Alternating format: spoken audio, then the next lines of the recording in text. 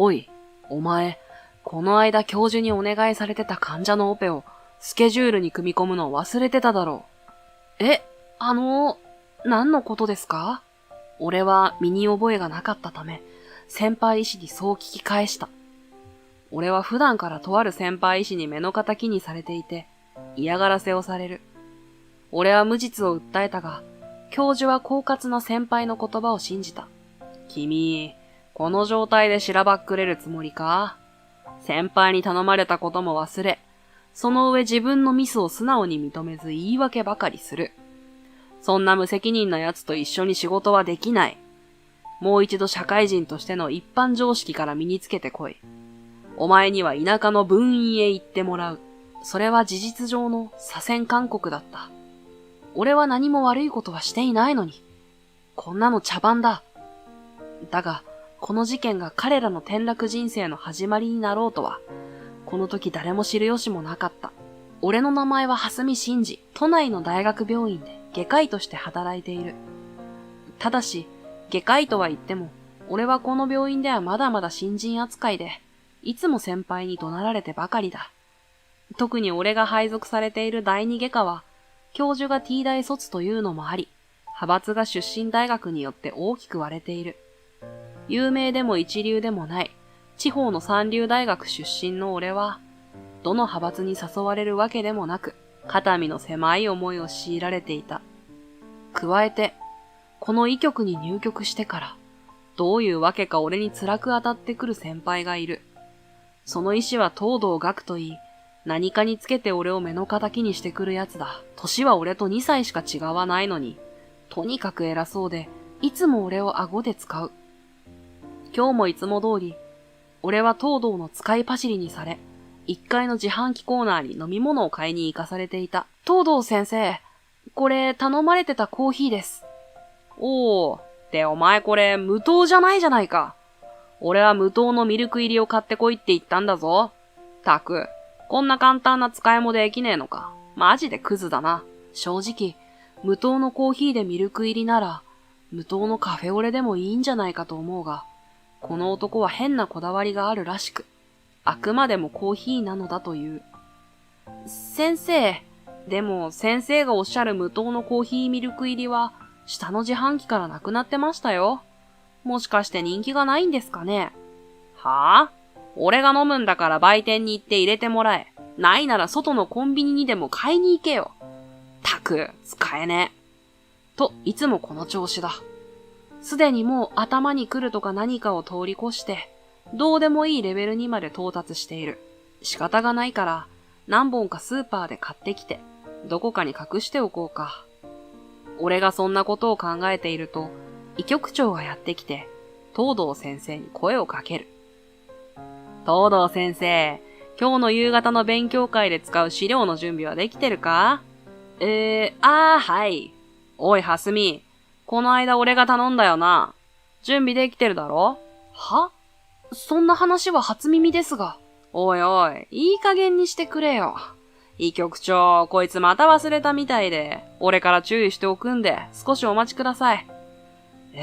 大丈夫なのか？ちゃんと準備しておけよ。はい。おい、はすみ、夕方までちゃんと準備しておけよ。そんな話は初耳だった。おそらく東堂は、自分が医局長に依頼されていたのを忘れていて、その責任を俺になすりつけたいのだろう。本当に勘弁してほしい。今日の資料をすぐに準備しろとか、どれだけ人を酷使すれば気が済むのだろうか。俺はそんな不満を抱えながらも、病院内の図書室へ急いで足を運び、指定された症例に関する文献を急いで集めるのだった。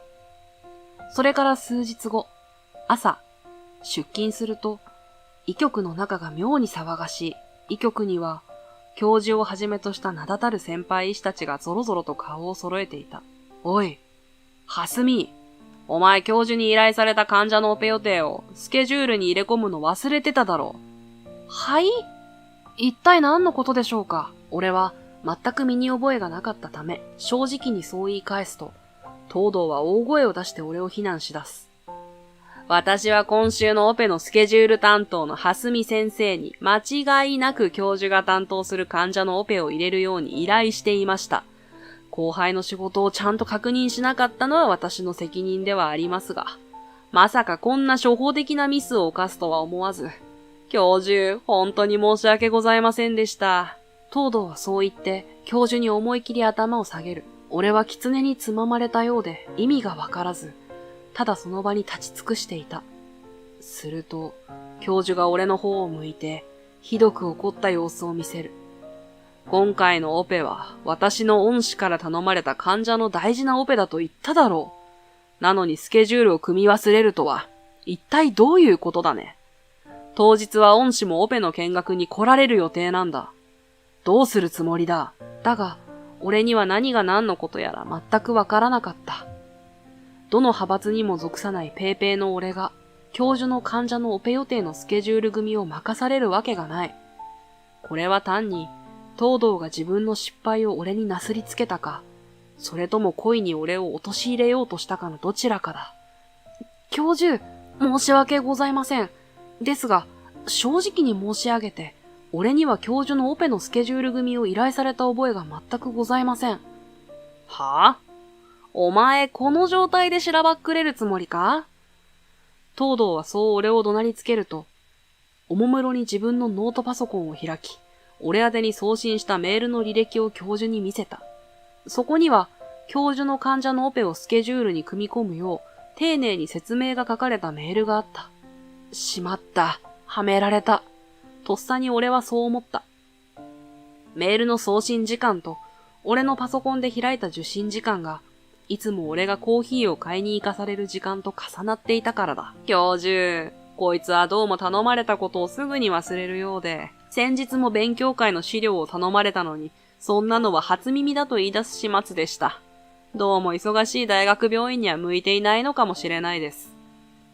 医局長が教授に先日の出来事を伝えると、教授は目をつり上げて俺を怒鳴りつける。先輩に頼まれたことも忘れ、その上自分のミスを素直に認めず言い訳ばかりする。私はそんな無責任な奴と一緒に仕事はできない。まずは社会人としての一般常識から身につけてこい。君には田舎の分院へ行ってもらう。それは事実上の左遷勧告だった。どうやら東堂は、俺が思っていたよりもずっと狡猾で、人を陥れる策略に長けていたようだ。飲み物の使い走りも、勉強会のことについても、すべては今日のための布石だったわけだ。本当に油断していた。というか、してやられたという方が正しい。俺はこうして、ありもしない濡れ衣を着せられ、田舎にある分院へと移動することになったのだった。大学病院の本院から地方の分院へと飛ばされた俺は、都心から電車で1時間ほどの距離にある分院へ赴いた。ゴミゴミとした都会の喧騒とはかけ離れた、適度に田舎で、都心では見かけない田んぼや畑の面積が広く、木々の緑が目に優しい場所だった。もともと地方の三流大学の医学部に6年も通い、その後2年は大学附属の病院で勤務していたので、田舎の雰囲気には慣れていた。だが、不思議なことに、ここは都心にほど近いというのに、大学時代を過ごした地方都市よりもはるかに田舎だった。はじめまして、今日からこちらでお世話になります。蓮見真嗣です。よろしくお願いします。はじめまして。私は朝倉由紀と言います。よろしくね。気軽に挨拶してくれたのは、こんな田舎の分院には不似合いな、目が覚めるような美人だった。なんと言ったか、某科捜研ドラマの主人公の若かりし頃によく似ている気がする。ヒゲ面の東堂を見るより、朝倉先生を見ていた方が、精神衛生上ははるかにいいだろう。こんな中途半端な時期に移動してくるなんて、何か理由がありそうね。でもまあ、あなたはあなたの医療を提供すればいいわ。どちらにしても、ここは本院のように忙しくはないからね。ちょっとしたリフレッシュタイムだと思って気楽に行きましょう。ありがとうございます。美人に笑顔で明るく声をかけられる。これほどの癒しが世の中にあるのだろうか。俺は、左遷されて落ち込んだ気分が、朝倉先生の一言で吹き飛んだ気がした。ただ、地域密着型の病院であるにもかかわらず、あくまでもよそ者である俺に対する患者の風当たりは強い。入院患者をはじめとして、外来患者もほぼこの村の人であるためか、俺の噂は瞬く間に住民に広がっていたようだ。どうやら、本院でミスをして飛ばされてきた新人医師というレッテルを貼られたようで、俺の外来は正しく閑古鳥が鳴いている状態だった。隣の朝倉先生の外来は、待合室までびっしりと患者が溢れているにもかかわらず、誰も俺の診察を受けに来ない。外来看護師に、俺の外来にも患者を振ってよ、と言うと、それが、皆様朝倉先生じゃなきゃ嫌だとおっしゃって、と、俺の診察を受けようとしない。まあ、この分院では、誰も俺のことを詳しく詮索しようとはしないし、表立った嫌がらせをしてくる者もいない。とりあえずは、それだけでいいかと思うことにした。そんなある日、救急車で急患が運ばれてきた。その患者は、地元でも有名な地主の一族らしく、朝倉先生が珍しく慌てている。どうしよう。この人は心臓疾患があって、近いうちに手術をしに、都内の大学病院へ入院する予定だったの。今、うちでこのオペができる人なんていないわ。でも、このままだと搬送には耐えられませんよ。そうなの。でも、私にはこのオペはできないわ。聞くと、もともと心臓の大きな血管に狭窄がある方で、近日中に本院で手術予定だったらしい。だが、同じ心臓の手術でも、人工心肺を用いる術式とそうでないものなど、いろいろとやり方があるのも事実だ。今の患者の状態と手術方法について考えた。そして、導き出した答えが、わかりました。じゃあそのオペ、俺がやります。蓮見先生、心臓の手術なんてできるんですか？まあ、もともと循環器外科が専門なので、とにかく時間が惜しいです。先生、オペの助手に入ってもらえますか？わかったわ。そうして行き当たりばったりで結成されたチームで挑んだ手術ではあったが、さすがに大学病院から派遣されたスタッフなだけあって、動きに無駄がない。結果的に俺は最短時間で難しい手術を無事成功させたのだった。蓮見先生、ありがとうございます。私一人ではどうしようもなかったので、本当に助かりました。あと、本当に素晴らしい手技でした。私も色々とあってこの分院に来たので、正直諦めていたところがあったんです。でも、先生を見て、私ももっと頑張ろうって思いました。とんでもない。朝倉先生のサポートもすごかったです。本来なら本院でもバリバリに手術をしている方だと思いました。まあ、色々とありましたからね、私も。けど、本当に先生の手際の良さは見事でしたよ。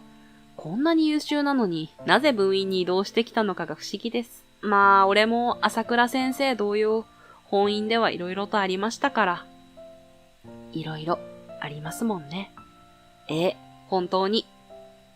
ねえ、あなたって、もしかしたら。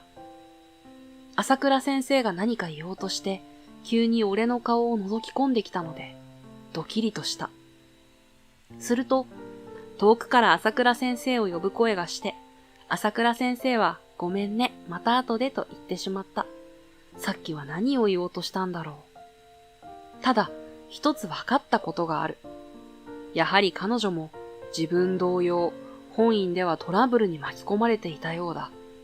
俺は今回の手術で確信したことが一つあった。それは、朝倉先生をはじめとしたこの分院のスタッフのレベルの高さだ。おそらく本院で今回のような手術をしたとしても、こんなにスムーズにはいかなかったと思う。要するに、スタッフ一人一人の技術レベルが本院のスタッフより高いのだ。この分院のスタッフは、本院での派閥問題で弾き出されたか、優秀がゆえのやっかみや、何らかの思惑に乗せられて、この分院に飛ばされた可能性が高いと思った。ここなら、俺がやりたかったことができるかもしれないな。そんな風に思った。それから俺は頼まれた手術を精力的に行った。ここでは俺の邪魔をする嫌味な先輩も自分を見下す上司もいない。偏見や色眼鏡で見られ、嫌な思いをすることもない。俺にとってはある意味天国のような環境だと感じた。朝倉先生や他のスタッフとも信頼関係ができ、俺は分院で思う存分腕を振るうことができるようになっていった。先生、先日はうちの弟を助けてくださってありがとうございました。そう言って頭を下げてきたのは、先日俺が手術をした急患の兄弟だった。先生がいらっしゃらなかったら、もう手遅れになってたかもしれないと、朝倉先生から聞きました。本当に何とお礼を言ったらいいのかわかりません。我が家はこの辺一帯の顔が利きますので、もし先生にお困りのことがあったら、何なりとおっしゃってください。何を置いても、お手伝いさせていただきますので。ありがとうございます。そう言っていただけるだけで嬉しいです。地元の名手の一員を助けたというのは、あっという間に噂で広がり、それまで俺をよそ者として遠巻きに見ていた地元の人たちの態度がいきなり軟化した。それからは、俺の外来にもたくさんの人が訪れるようになり、ようやくこの地方に自分が受け入れてもらえたのを肌で感じることができるようになった。俺が手術を執刀した金子さん兄弟はいつも仲がいい。今日も病室から楽しそうな笑い声が響いてくる。こんにちは。顔色を拝見する限りではかなり具合も良さそうですね。今度の検査で問題なければもう退院しても構いませんよ。これは蓮見先生。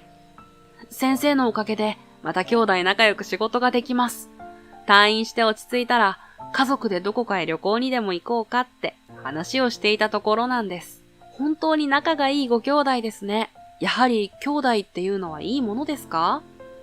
おや、先生にはご兄弟がいらっしゃらないのですか？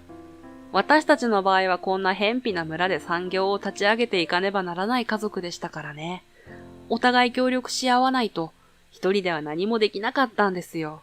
だから余計に仲がいいというか、照れながら笑う二人の笑顔が眩しい。そうなんですね。すごく羨ましいです。兄弟といっても形は人それぞれだな。こんなに仲がいい兄弟を助けられて、本当によかった。分院での仕事に慣れてしばらくしてから、都内で行われる学会への参加通知が送られてきた。本当はあまり行きたくなかったが、今回は妙にやる気になっている朝倉先生に押し切られる形で、俺も学会に参加することになった。本当は、本院になんか顔も出したくないんだけどね。今回は蓮見先生が一緒だもの。何かあったら、あいつをギャフンと言わせてやるんだから。あいつ？朝倉先生に因縁の相手でもいるのだろうか。なんか燃えてますね。俺も何かあったら力になりますよ。そう言い合って笑う。学会へ向かう際、朝倉先生と二人で、なんとなくデート気分で浮ついていた俺だったが、学会終了後、本院の医局に向かう頃になると、気分はやはり憂鬱になった。それは朝倉先生も同じだったようで、さっきまでの笑顔が見られない重苦しい雰囲気の中、俺たちは本院へと到着した。医局に入ると、案の定、俺の嫌いな東堂が第一声で嫌味を言ってくる。おや、これは左遷組のお二人さんじゃないか。いやー、やっぱり出来損ない同士は気が合うっていうのは本当なのかね。そう言って笑う東堂に、俺は拳を握りしめる。俺に嫌味を言うのは構わないが、朝倉先生にまで嫌味を言うのは許せなかった。あー、そうか。蓮見は知らないかもな。隣にいる朝倉は俺の同期なんだけど、協調性のかけらもないやつでさ、周囲から嫌われて左遷されたんだよ。お前も兄貴の100分の1でもできるやつだったらな。家族もお前の方が生き残って、さぞ残念だったろうな。そう言って笑う。すると、隣にいた朝倉先生が間を置かずに反論した。相変わらず失礼な男ね。そうやって人を馬鹿にする人間は、自分に能力がないから相手を貶めるしかないんだって知ってた？な。お前相変わらず口が減らねえな。あー、そうだったんだ。蓮見先生を陥れたのってあなただったのね。これでわかったわ。蓮見先生みたいな優秀な人が分院に来た理由が。は、言ってろよ。どうせ小さいことで愚痴を言うしかない左遷コンビが。分が悪いと見たのか、東堂はそう捨て台詞を吐いて医局を出て行った。東堂が出た方向に向かってあかんべをする朝倉先生。その後すぐに俺の方を向いて笑顔を見せる。ごめんなさいね。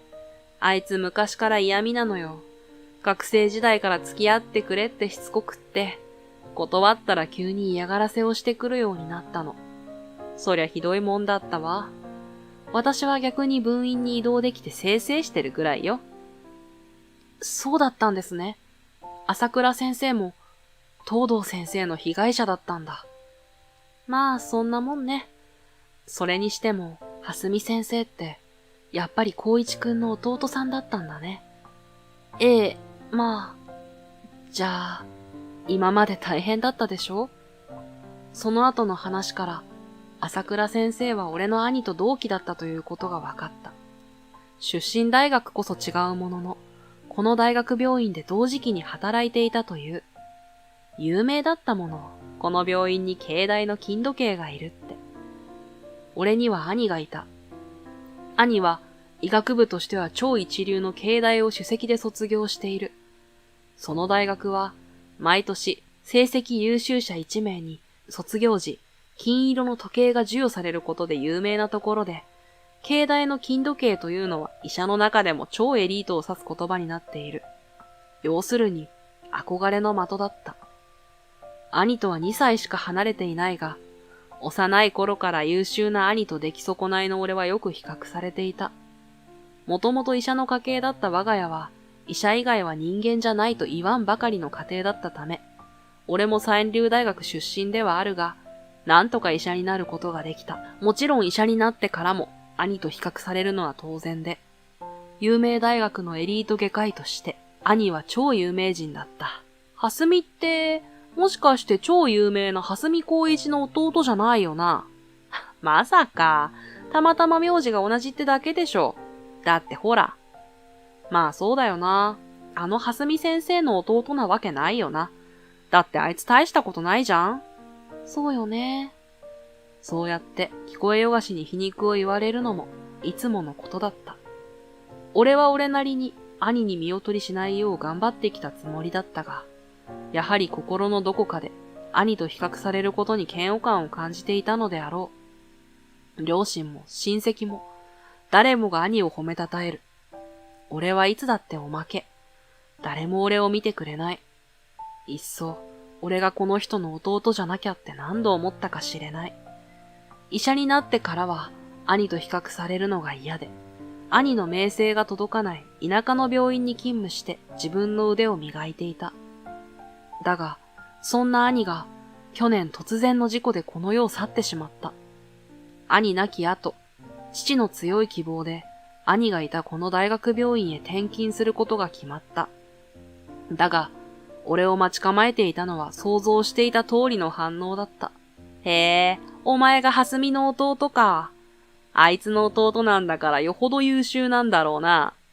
皮肉混じりで最初に俺に声をかけてきたのが東堂だった。蓮見光一の弟という肩書きだけで俺は評価され、わずか数ヶ月で兄とは似ても似つかない落ちこぼれだと称されるようになった。以来、俺がやる気をなくしていたことも確かに事実だ。だが、何かにつけて兄と比べられるのが嫌で、気がつけば俺はあえて前に出ないようにセーブするようになっていた。気の毒だな、光一先生は。将来このまま行けば、教授にでもなれただろうに。事故じゃ防ぎようもないか。どうせならあの出来損ないが兄の身代わりになってくれたらよかったんじゃないか。医局内でそう陰口を叩かれているのを聞いて、俺は悔しさよりも、ああ、その通りだな、と納得してしまっていた。俺が兄の代わりになれば、兄も両親もきっと幸せだったに違いない。世の中なかなかうまくいかないものだ。そんな中でのあの濡れ衣事件だ。俺は抵抗もせずにすんなりと分院へ移った。そして朝倉先生と出会ったのだ。俺は分院で朝倉先生に会えてよかったです。ここじゃいつも兄と比べられて大変でしたから。まあ、光一くん相手じゃ誰もかなわないわよ。同じ医学部出身の私でも、あの人は格が違うと思っていたから。先生も慶大出身なんですか？すごいなあ。あら、それを言ったら、東堂先生もそうなのよ。見えないでしょ？あの人は頭はいいのかもしれないけど、それを活かす場所が違うのよね。例えば医学的知識を増やして治療に活かすということより、相手を蹴落としてどうやって上司に媚びを売るかっていう方面に特化している気がするわ。それです。俺も見事にはめられました。医局内で話をしていると、外が異様に騒がしくなる。何事かと思っていると、ドアが開き、看護師が焦った様子で声をかけてくる。すみません。首都高で玉突き事故です。バスとトラックを含んだ数台が事故に巻き込まれ、次々と患者が運ばれています。対応、お願いします。俺と朝倉先生は顔を見合わせて対応に当たる。ちょうど近所で事故が起きたようで、すでに数十人が救急外来に運ばれてきていた。重傷者も多くいて、現場は大騒ぎになっている。すでに外来担当医師がトリアージに入り、俺と朝倉先生が重傷者の対応に入る。ここ二人、出血性ショックを起こしてます。輸液と止血処理を至急で。先生、おそらく内臓破裂してます。すぐにオペしないと。わかりました。オペ室すぐに用意して。あいにく、今日が外科学会だったためか、非番の先生たちには連絡が取れず、圧倒的な人手不足だった。たまたまいた医局長と東堂は、人が足りてないぞ、連絡がつきません、などと慌てていて、冷静に舵取りができていない。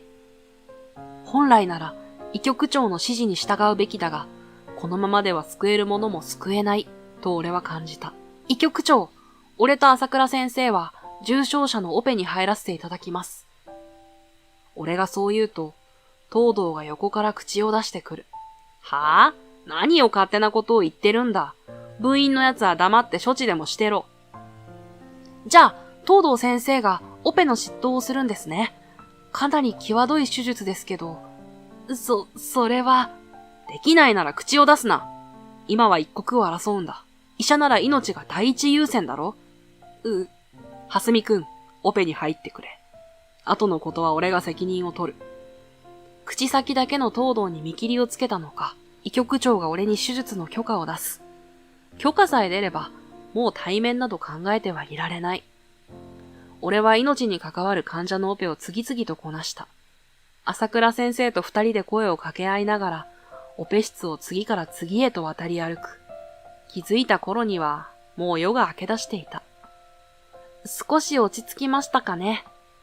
ええ。スタッフ総出で頑張ってくれてましたから、もう外来に患者はいません。処置もほぼ済み、必要な患者は入院も済んでいるようです。そうか、よかった。安心してほっと息を吐く。まさか久しぶりに立ち寄った古巣でこんなにフルで動く羽目になるとは思いもよらなかった。俺と朝倉先生はそれぞれ仮眠室で少し休ませてもらうことにする。そして数時間ほど仮眠を取った後、俺たちを待ち受けていたのは病院長ご一行だった。おお、君たちかね。昨日の事故の後処理を積極的にしてくれたのは。はい。俺と朝倉さんは顔を見合わせてすっとんきょうな返事を返す。君たちはどこの所属だ？半年前まではこちらの第二外科に所属していた蓮見です。今は分院にいます。私は2年前までこちらの第一外科にお世話になっておりました朝倉です。同じく今は分院で働いております。ほう、二人とも分院勤務か。院長はしばし考えた後、隣で小さくなっていた医局長に声をかける。なぜこんな優秀な人材が分院に行ったのかね。はい。それは、医局長が言いあぐねていると、横から東堂が口を出す。それは、その二人が医局の雰囲気を壊したり、ミスを連発したからです。へえ、そうなのか。具体的には？朝倉先生は不愛想で医局員から浮いていましたし、蓮見先生は教授のオペを組み忘れたり、勉強会の資料を準備し忘れたり、たったそれだけのことでか。不愛想な医者など山のようにいるし、オペ組や資料準備なんか新人に任せればいいだろう。なぜこんな優秀な人材をそんなことで無駄遣いしているんだ。医局長はどんな管理をしている？はい、申し訳ございません。院長に一喝されて、医局長も東堂も顔を青くする。あと、もしかしたら、君は金時計の蓮見先生の関係者か？はい。蓮見光一は私の兄です。そうかそうか。やはり血は争えないもんだな。君のオペの素晴らしさは光一くんを思い出すよ。蓮見家は代々優秀な医者を出す家系だからな。ならなおさら分院などには置いておけない。ぜひ本院に戻ってきてくれ。院長の突然の本院への誘いに、焦った東堂が口を開いた。そんな、院長先生、そいつらは本当に使えない奴らでして。うるさいぞ。ならば昨日君は何をしていた？報告では第二外科の医局員はほとんど集まらなかった上に、在院していた医師はほとんど戦力外だったというじゃないか。彼らと第三外科、整形外科に脳外科がフル稼働したおかげであの大事故も収束したんだろう？君はその戦力外に分類されているが、何か言い分はあるか？しかし、教授が何とおっしゃるかわかりませんよ。もともと蓮見を左遷したのは教授のご判断ですし、第二外科の教授。誰だったか？浅井くんか。彼は最近あまりいい成果を出してないようだな。この際君と一緒にどこか遠くにでも飛んでもらおうか。院長がそう言うと、後ろに控えていた教授陣が皮肉げに楽しそうに笑う。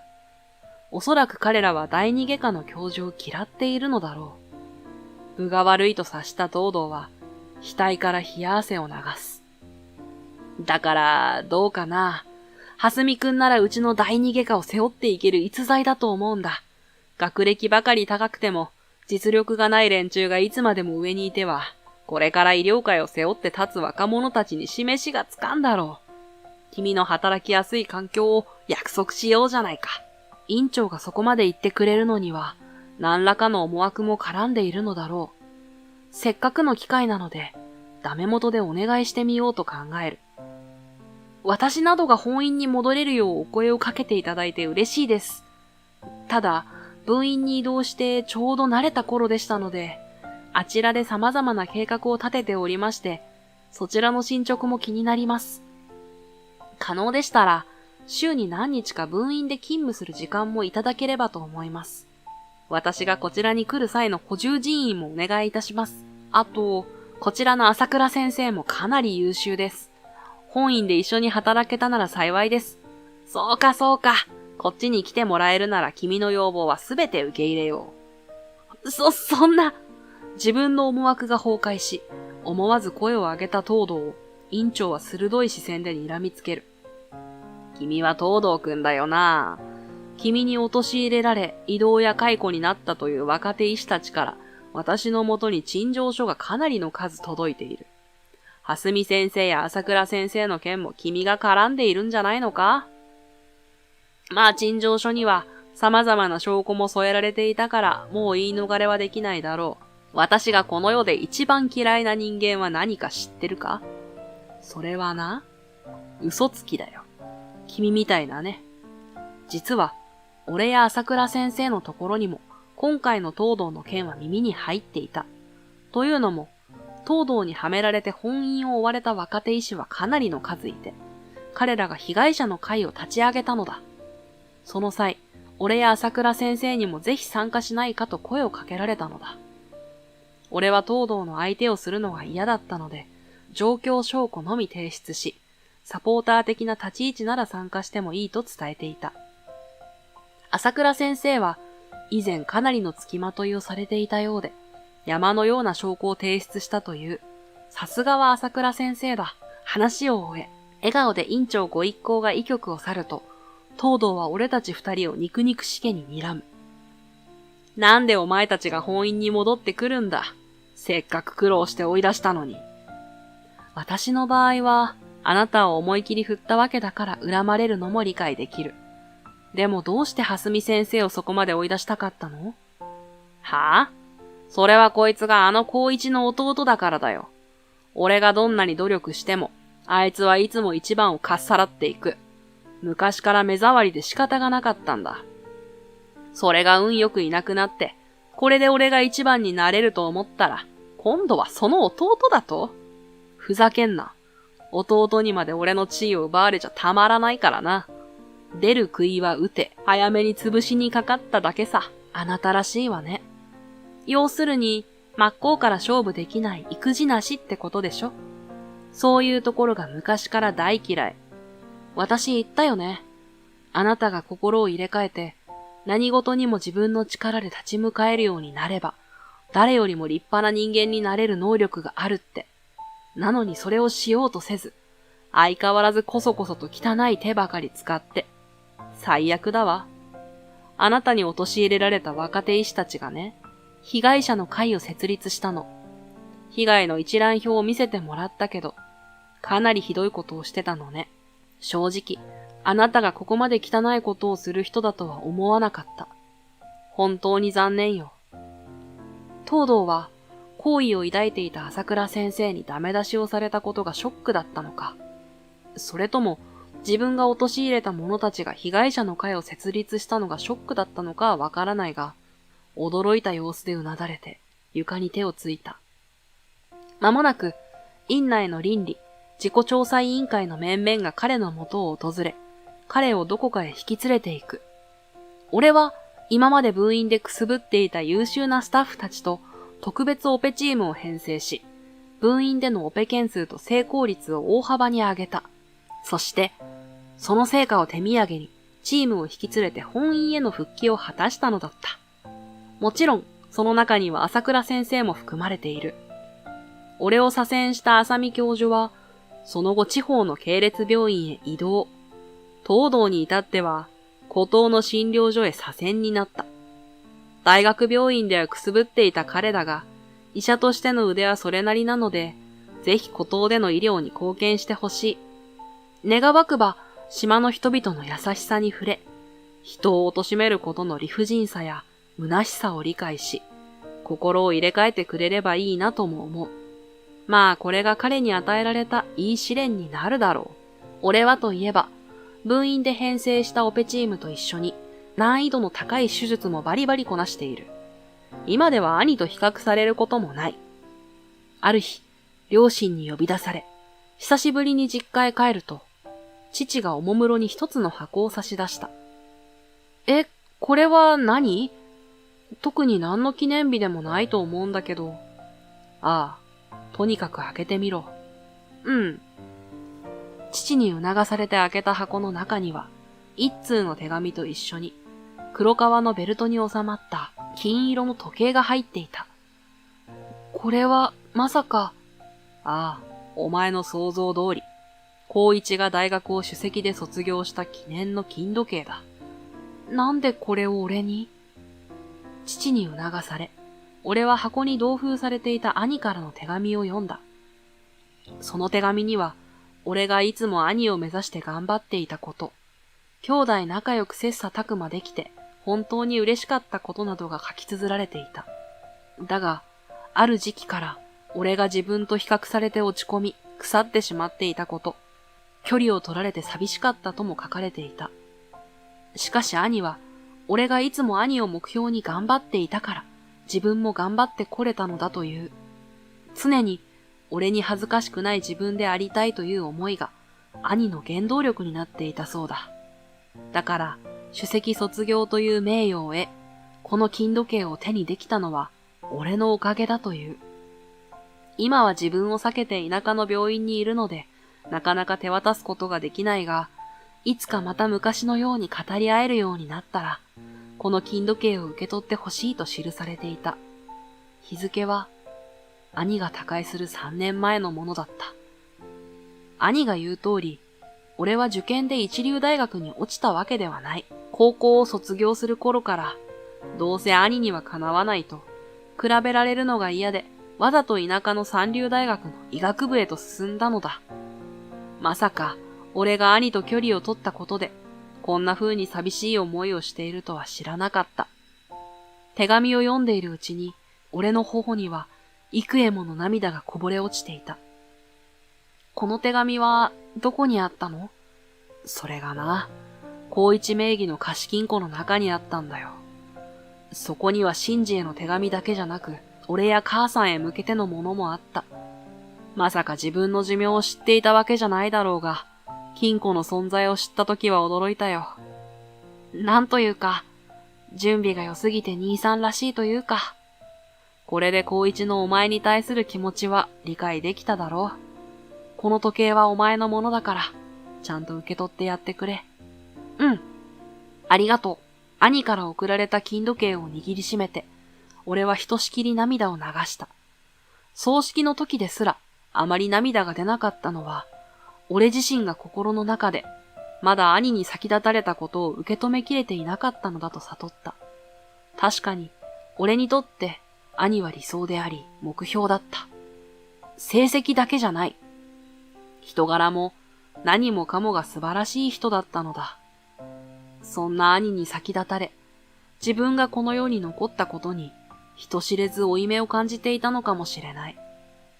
今となっては、もっと兄と一緒にいればよかったと思う。同じ大学に入り、同じ病院に勤務して、もっと兄の素晴らしいところを知るべきだった。ほんのちっぽけなプライドがそれを邪魔し、俺は大事な時間を無駄にしてしまった。それだけが悔やまれる。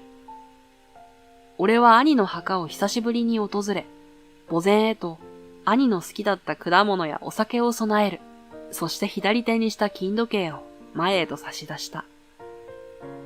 兄貴の誇りのこの時計は、俺が引き継ぐよ。俺も兄貴に恥じない医者になる。だから、これからもちゃんと見守っていてくれ。俺はそう言って、コツンと墓石に拳を合わせる。小さい頃から約束をするときに兄とよくする仕草だった。空は真っ青に晴れ渡り、まるで兄が俺を応援してくれているかのように、心地よい風が頬を撫でた。後日、金時計を腕につけた俺を見た朝倉先生が、俺に優しい笑みを向ける。あら、それ、ようやく光一くんから受け取ったのね。え？朝倉先生、もしかして、兄がこの時計を俺に譲ろうとしていたのをご存知だったんですか？そうよ。私が彼に首席卒業おめでとうって声をかけたら、これは全部弟のおかげだって言って笑ったの。将来、あなたが卒業して同じ病院で働けるようになったら、この時計を渡してやるんだって張り切ってたわ。ほんと、その時計先生にすごく似合ってるじゃない。まだちょっと恥ずかしいんだけどね。兄貴が俺を見守ってくれているような気がするから、いつも身につけておこうと思うんだ。そうね、それがいいわ。俺は兄の分も頑張って長生きし、より多くの命を救おうと思う。そして兄ができなかったことにどんどん挑戦していこうと思う。この金時計はきっと俺のことを後押ししてくれる。そんな気がした。兄貴、俺のこと見ててくれよ。俺は空に向かってつぶやく。そしていつか兄に俺はこれだけやったぞと自慢できる日が来たら、その時はにっこり笑ってこの時計を返しに行こう。そんな風に俺は思うのだった。田辺さん、困るんですよ。うちもボランティアじゃない。私より10歳近く年下の上司、立川部長はちらりと私を見て嫌みたらしく笑ってみせた。私の手元にある資料に視線を落とし、鼻で笑う。いい年して仕事ができないあなたのような人を雇うほど会社も暇じゃないんです。そう言って私を見下していた。確かに私は仕事が早いとは言えない。持っていった資料を握りしめ、言い返すことができない私に、立川部長は得意げな視線を向けた。申し訳ないんですが、クビですかね。言い捨てられた言葉に周りがざわついて、立川部長に反論してくれる人もいた。その様子をぼんやりと眺めて、私は人に恵まれていたんだな、と思う。でも、わかりました。周りの静止も振り切って、そう答えた。会社を去って少し経った頃、後輩から連絡が来た。田辺係長、会社が今大変なんです。私が去ってから取引先が一斉に手を引き出したというのだ。まさかの事態に驚いたのは私だけじゃない。何よりも私をクビにした立川部長が驚いただろう。御社との取引からは手を引かせてもらう。そんな。立川部長は私の前に再び現れ、今度は私に頭を下げることになった。私は田辺博士、50歳。私は田辺博士、50歳。しがない会社員だ。貿易会社の会社の営業として30年近く勤めている。営業という部署もあって激務で残業も仕事量も多い。それに私はお世辞でも仕事ができる方とは言えなかった。同期と比べてもできない方だったと思っている。周りに迷惑をかけたくなくて、要領がいい方ではなく、仕事も早くはなかったが、その分誰よりも真面目で丁寧に仕事をしたし、時間をかけて作業や案件の量を多くこなした。ありがたいことにそれを評価してくれた人もいて、係長になることができたし、信頼してくれる仲間も頼ってきてくれる後輩もいた。でも、正直無理はしている自覚はあった。無茶な仕事量に今にもパンクしてしまいそうだと感じたことは何度もある。それでも何とか続けてこられたのは家族のおかげだった。こんな私に連れ添ってくれた妻と18歳になる娘の恵子。大事な家族がいたからここまで頑張ることができた。妻は私の仕事をかなり心配していて、残業も多く帰宅時間が遅いことが不安そうだった。ただいま。お帰りなさい。ねえ、そんなに仕事忙しいの？いつもこの時間じゃない。帰宅した私を出迎えた妻は時計を気にして表情を曇らせた。つられるように時計を見ると、もう日付を超える頃だった。ごめん、今新しいプロジェクトに取り掛かっててさ。そう。そう伝えると、妻はそれ以上何も言わなかった。いつだってそうだった。心配そうに見守って文句も言わない妻に申し訳なくもありがたく思っていた。あ、恵子。妻と玄関先でそんな会話をしていると、娘の恵子が通り過ぎた。私が名前を呼ぶと、恵子は嫌そうに顔を歪めた。こんな遅い時間まで起きてて大丈夫なのか？明日も学校だろう。はぁ？こんな時間に帰ってきた人に言われたくないんですけど。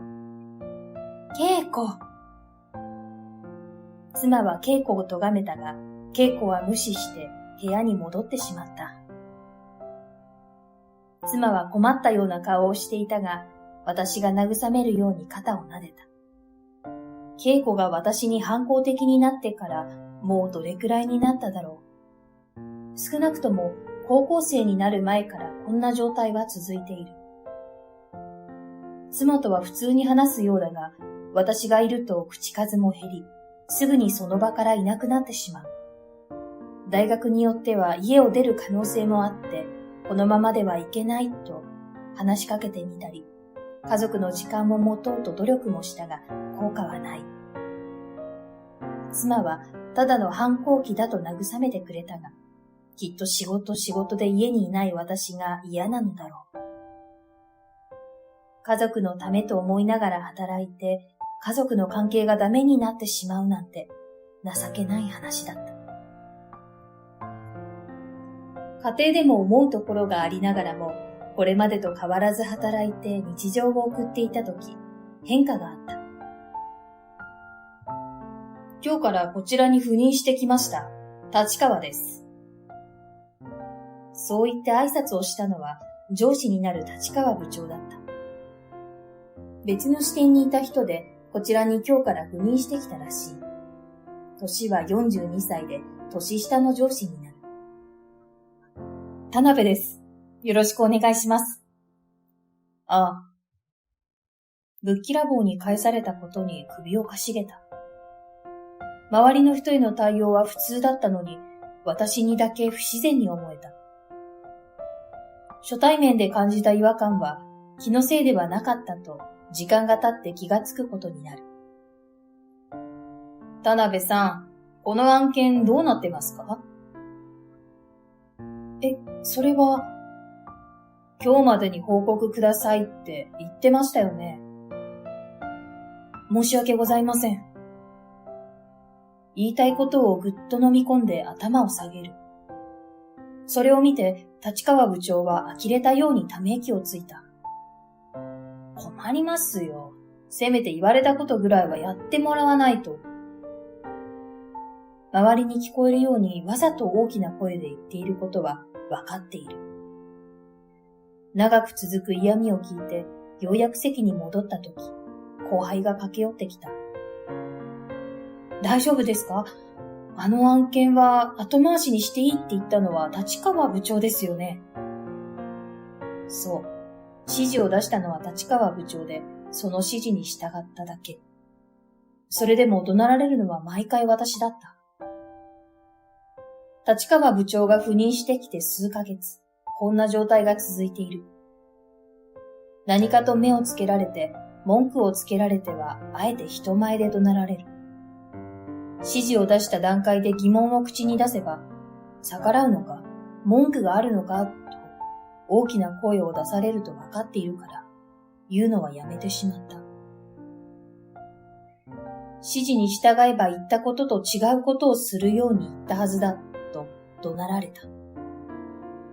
それが何度も続いた頃には、周りも異様さに気がついて、今回の後輩のように心配して声をかけてくれたり、上に相談するべきだと言ってくれた人もいたが、断った。立川部長が幹部の役員の親戚であることは公然のことで、それで出世が早いことも、今までいた支店や部署で気に入らない人間をクビにしてきたことも、まことしやかに囁かれている。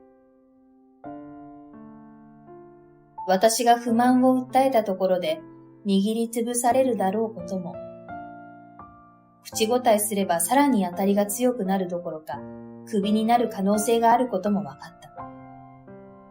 私には家族がいて仕事を失うわけにはいかない。だから理不尽も飲み込むしかなかった。こんなのおかしいですよ。きっと人望があって慕われている田辺係長に嫉妬してるんです。いや、そんなことは。クライアントからも信頼を得ているのは田辺係長です。俺らも田辺係長じゃなきゃ、こんなの許せないです。いいから。でも、俺は大丈夫だから。ありがとな。後輩をそう言ってなだめて言葉を飲み込んでもらった。私のためにと、もし立川部長に文句を言ったら、その後輩もただでは済まないだろう。笑いかける俺に後輩は言葉を詰まらせていた。そんなある日、立川部長に呼ばれた。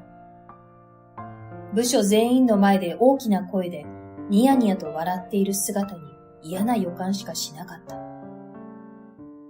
田辺さん、早くこっちに来てください。はい。これを見てもらえますか？田辺部長が私に投げて渡したのは資料のようだった。それを拾って見てみると、先月作ったクライアント向けの資料で、これがどうしたのかと首をかしげる。これを作ったのは田辺さんですよね。はい、これは私が作りましたが、何か問題がありましたか？そう聞くと、立川部長はわざとらしくため息をつく。こんな簡単な資料に作るのにどのくらい時間がかかったんですか？え、先週も残業時間が規定の時間を超えてるんです。こんなものを作るために残業？効率が悪すぎる。でもこれは立川部長が何度も仕様を変更しろと言われて、その度に直したはずの資料だ。正直、その仕様の変更が必要だったとは思えない。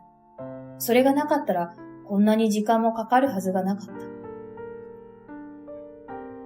さすがにそう伝えようと口を開いたが、遮るように立川部長は口を開いた。これ以外にも、やけに残業が多いですよね。他の人に比べても。そう言われると何も言うことはできなかった。私が人より残業していることは事実で、要領も良くないことも自覚していたから。それでも作業量や仕事の量でカバーしていたつもりだった。立川部長はちらりと私を見て嫌みたらしく笑ってみせた。私の手元にある資料に視線を落とし、鼻で笑う。田辺さん、困るんですよ。うちもボランティアじゃない。いい年して仕事ができないあなたのような人を雇うほど、会社も暇じゃないんです。そう言って笑ってみせた。持っていた資料を握りしめる。確かに私は仕事が早いとは言えない。言い返すことができない私に立川部長は得意げな視線を向けた。申し訳ないんですが、クビですかね。言い捨てられたその言葉に周りがざわついて立川部長に反論してくれる人もいた。立川部長、それはいくらなんでも。その様子をぼんやりと眺めて、私は人に恵まれていたんだなと思う。でも、わかりました。田辺係長。周りの静止も振り切ってそう答えた。満足げに笑う立川部長に思うところがなかったわけじゃない。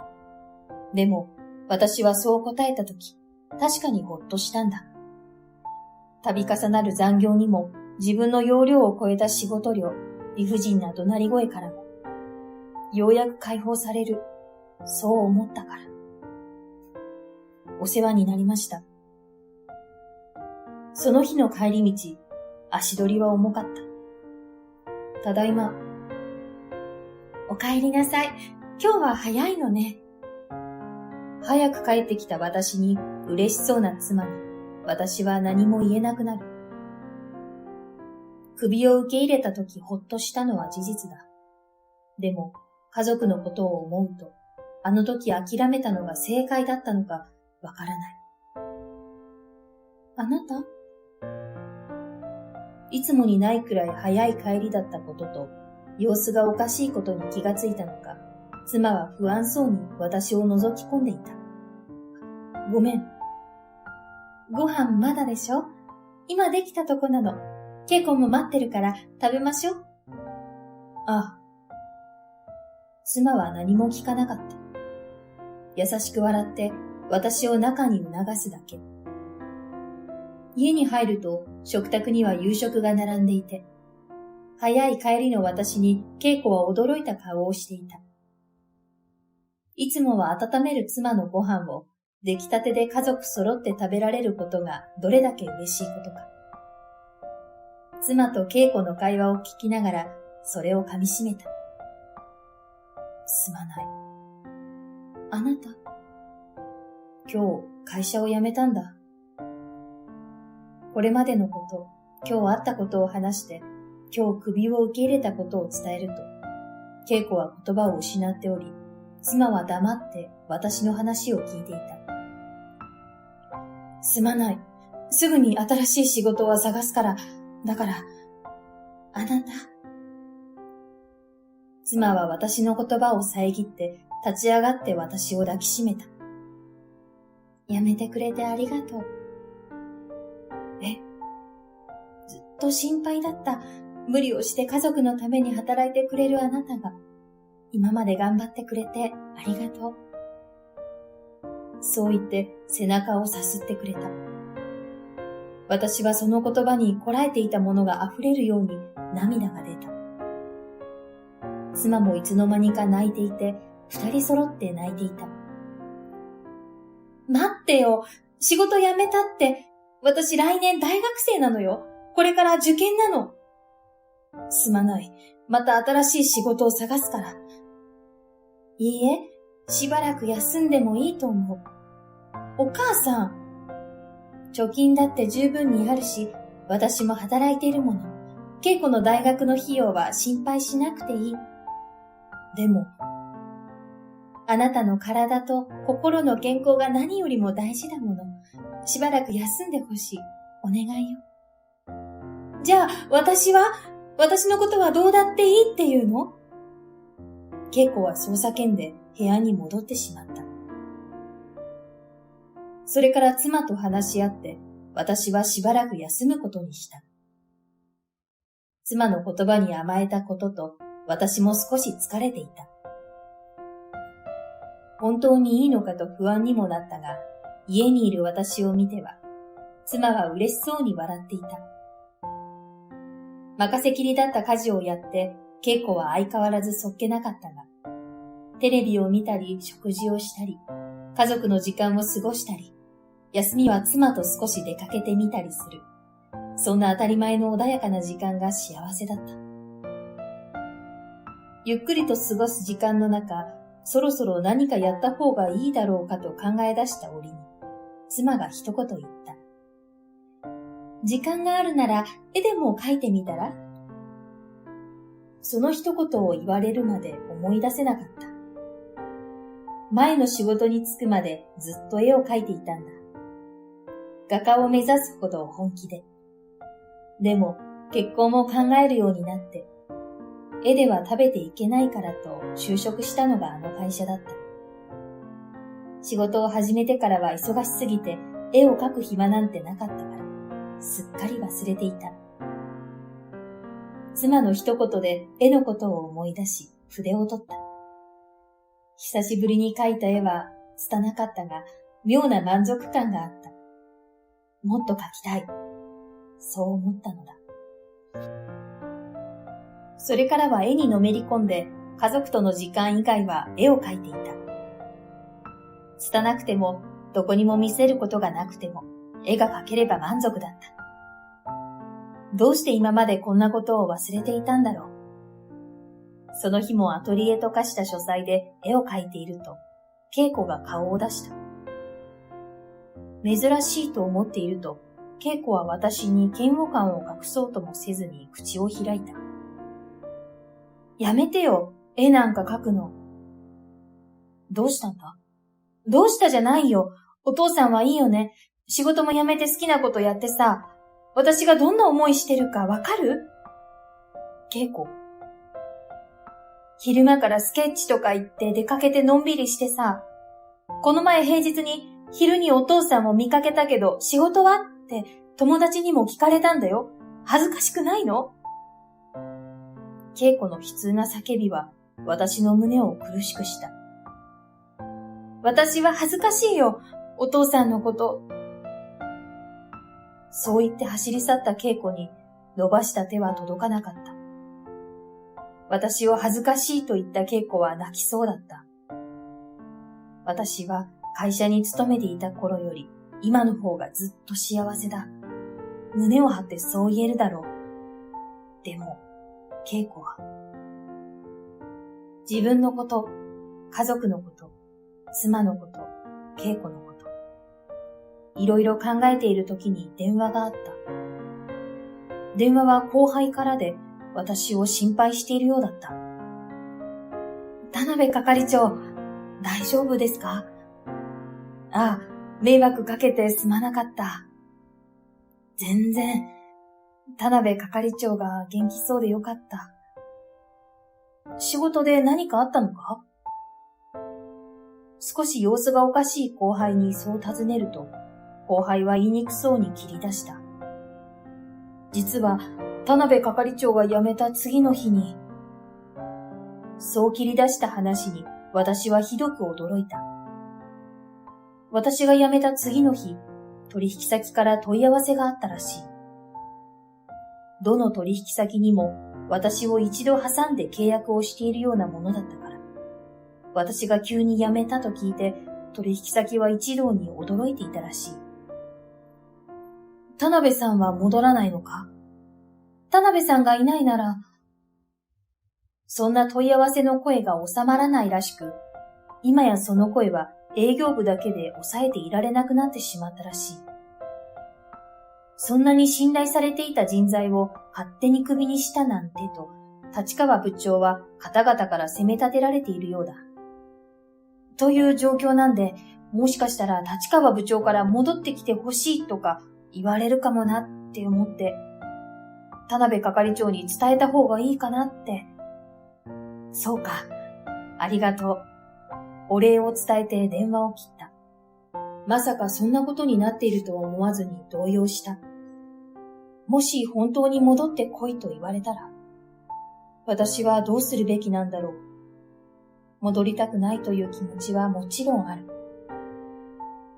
今の充実した穏やかな家族との時間も取れる幸せな生活を経験して、また前の生活に戻るのかと思うと嫌気がさす。でも、大学進学をする稽古のこと、私の体を心配してくれる妻のこと、家族のことを考えるとどうするべきなのか答えは出なかった。そんなことを悩んでいると、急に目の前が真っ白になった。目を開けると、視界には白い天井が飛び込んできた。ここは、お父さん？稽古。お父さん！そばにいたのは稽古で、目が合うと驚いたように目を丸くして、その目を潤ませていた。何が何だかわからないうちに医者がやってきて説明をされたことによると、私は家で倒れていたらしい。一番に見つけたのは稽古で、救急車でここまで運ばれたようだ。気を失っていたのは数時間やそこらで、医者が言うには心労ではないかということだった。何かストレスがかかるようなことはありませんでしたか？いえ、前の勤め先から連絡があったことですかね。朦朧とする意識でそう答えて、後ろで稽古が言葉を失っていることに、私は気がついていなかった。その後、検査も兼ねて入院することが決まり、稽古が家に私の荷物を取りに行ってくれた。家に一度戻った稽古と入れ替わるように、仕事中だった妻も、その後すぐに駆けつけて泣かれてしまった。無事でよかったと。妻をなだめている間に戻ってきた稽古の様子はどこかおかしかった。稽古、荷物の場所わかった？うん。稽古、ありがとな。うん。どこか上の空だった稽古だったが、次の日からなぜか私の病室に通うようになった。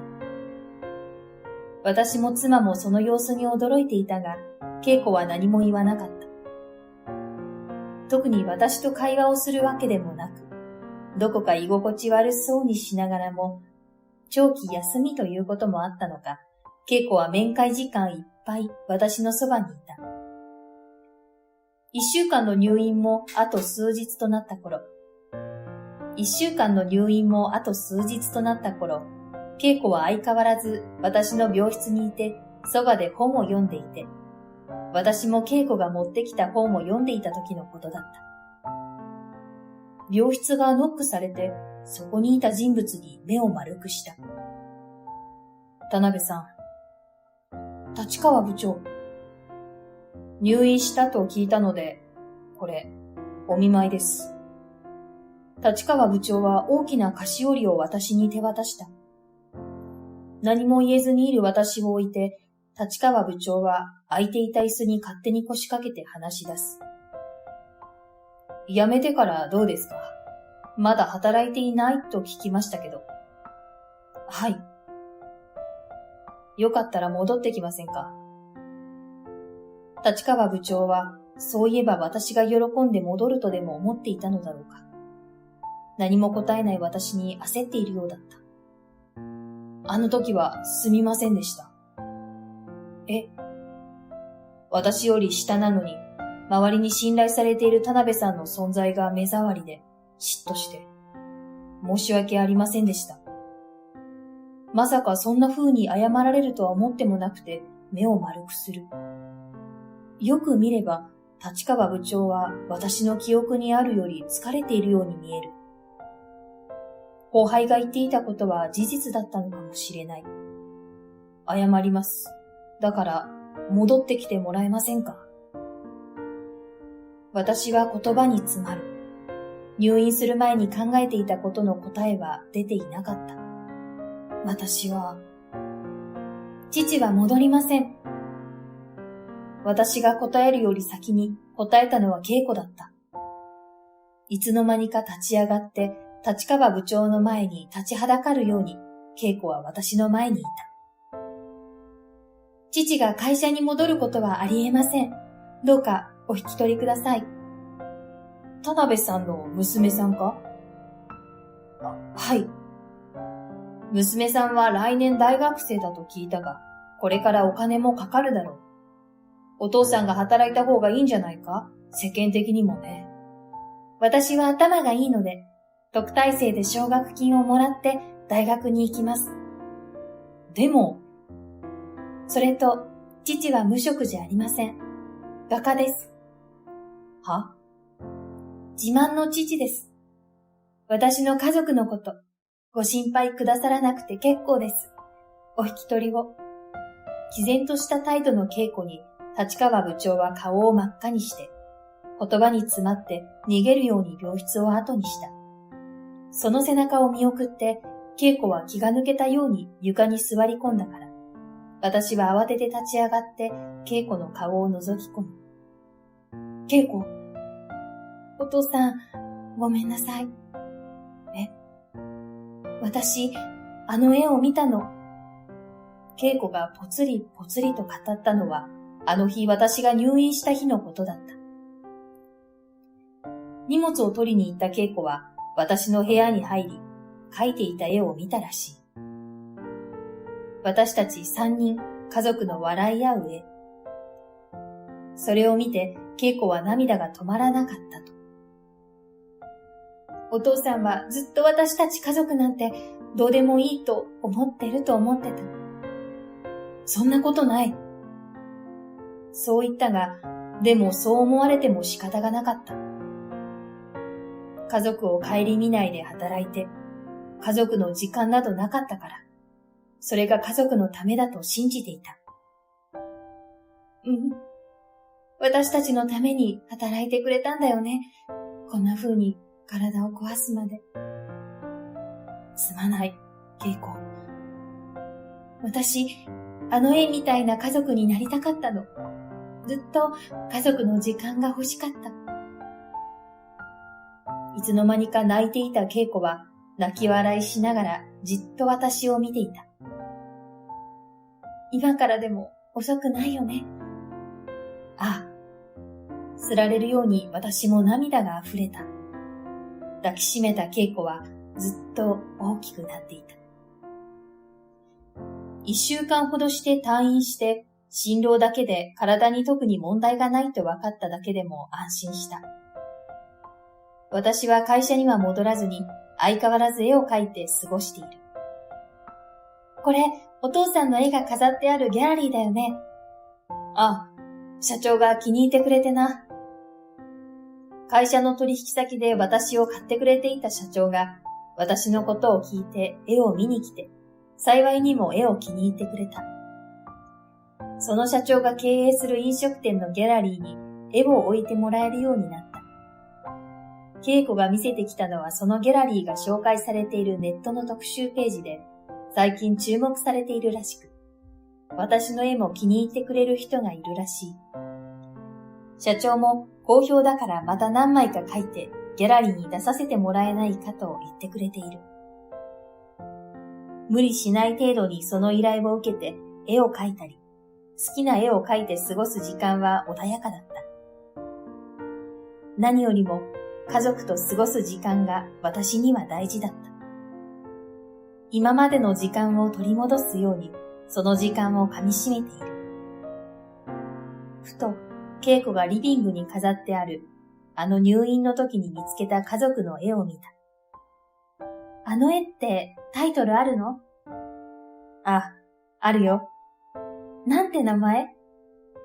その絵のタイトルは宝物。私は家族との時間が当たり前でないことを知っている。だからこそ宝物だと、そのことを忘れないようにつけたのだ。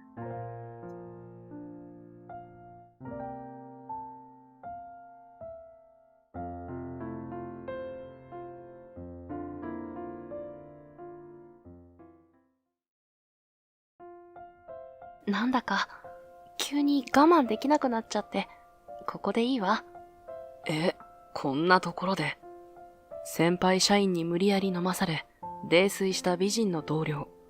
彼女を助けた俺は、その自宅があるマンションまで送ってきたのだったが、後で恨まないでくれよ。本人には断りなく、俺は彼女をとある場所へと連れ込んで、キャー！翌朝、目を覚ました同僚は絶叫する。そして、近くにいた俺に気がついて、あなたなの？私の服を脱がせたのは。この事件をきっかけに、俺たちの関係は一変する。私を、あなたのものにしてください。俺の名前は、今野健、25歳。中堅不動産会社で営業をしている。それじゃあ、外回りに行ってきます。営業活動にクライアント対応、物件の下見に打ち合わせと、休む暇もない毎日。けれど、お客様のありがとうの一言で、疲れも吹き飛んでしまう。不動産は、人生の大きな決断を後押しする仕事だ。だからこそ、知識や経験、それに誠実さも必要不可欠だ。日々勉強を重ね、自分を磨いて、一つでも多くのありがとうをもらえるように頑張っている。おはようございます。毎朝、誰よりも明るい声で挨拶する。それが俺の日課で、今日も一日頑張るぞ、と自分に気合を入れるルーティーンだ。おはよう。おはよう。今日も元気ね、今野くん。いつものように同僚たちが笑顔で挨拶を返してくれる。穏やかで優しい雰囲気の職場が、俺は大好きだ。ところが、どこの職場にも何かしら困ったことがあるように、俺もある同僚との関係に悩みを抱えていた。おやおや、また朝から張り切ってるよ。若いっていいよな。突然、背後から聞こえた皮肉なニュアンスの声。俺は思わず肩をこわばらせる。振り向くと、そこにはニヤニヤと笑う先輩社員、佐伯良一さんがいた。お疲れ様です、佐伯さん。今日も頑張ってるな。でも君には、その案件は少し荷が重いんじゃないかな。いえ、大丈夫です。しっかりやりますから。そう？でも、この仕事は学歴や家庭環境も大事なんだよ。お客様との会話の幅が違うからね。またその話か。俺が密かに身構えると、佐伯さんは意地悪い笑みを深めて続けた。だって君は高卒でだろ。大学で学んだ経済学や不動産法の知識がないと、不動産の営業は難しいんじゃないかな。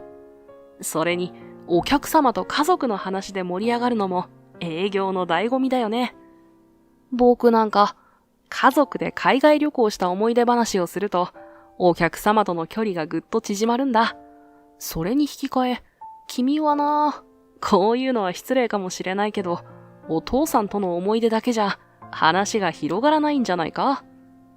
はは、苦笑いする俺。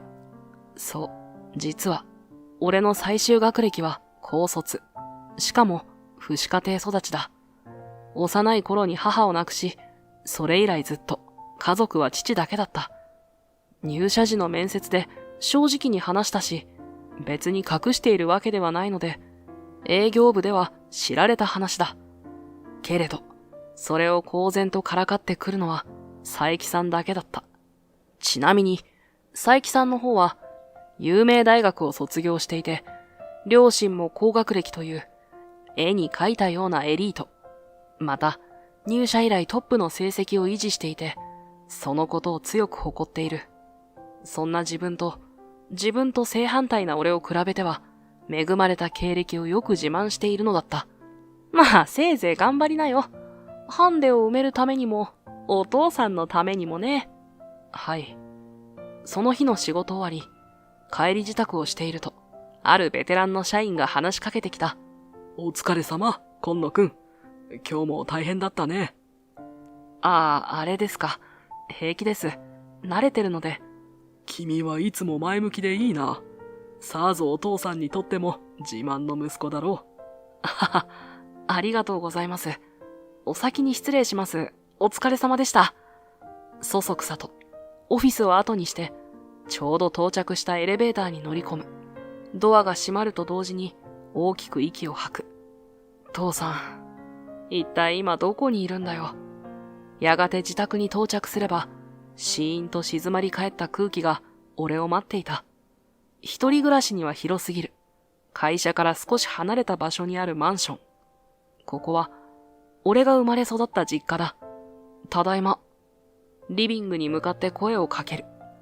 返事がないのは分かっているのに、いつも、つい癖で挨拶をしてしまう。はあ。携帯を取り出し、いつもの習慣で着信履歴を確認する。けれど結果はいつもと同じ。待ち望んでいる連絡は今日も入っていないことを知るだけだった。せめて元気だといいんだけど、つぶやきながら窓の外を見つめる。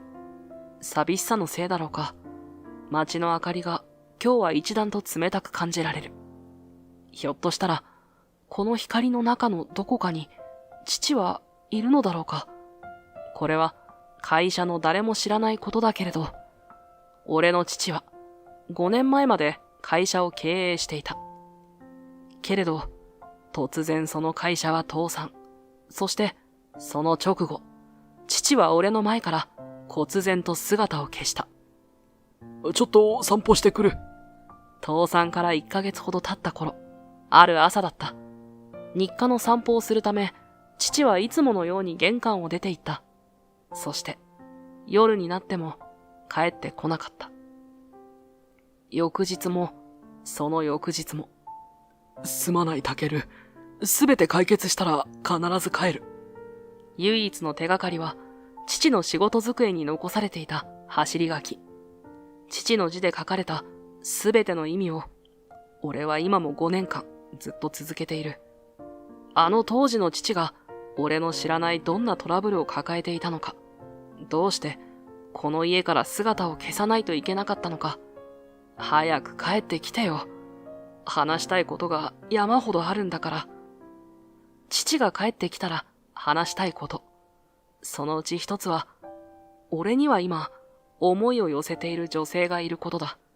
おはようございます、今野さん。オフィスに入るなり、明るい声が耳に飛び込んでくる。振り向くと、そこには目の覚めるような美人が立っていた。おはよう、みなみ。返事をする俺の声が少し上ずる。あれ？もしかして今日はあんまり元気がないですか？疲れているとか。いや、大丈夫。元気だよ。そうですか？よかった。彼女、南玲さんは、俺の4年後輩だが、俺が高卒で4年先に入社したので、年齢は同じ同僚社員だ。艶めく長い黒髪に、大きな澄んだ瞳、清楚に整った顔立ち。彼女の美しさは会社中で評判になっているほど。けれど、彼女の魅力は見た目だけじゃない。聡明で優しくて、誰からも慕われ、頼りにされる人柄。どんな時も明るさを絶やさない営業部のムードメーカー。そんな彼女こそ、俺が思いを寄せている女性だった。改めて、昨日はありがとうございました。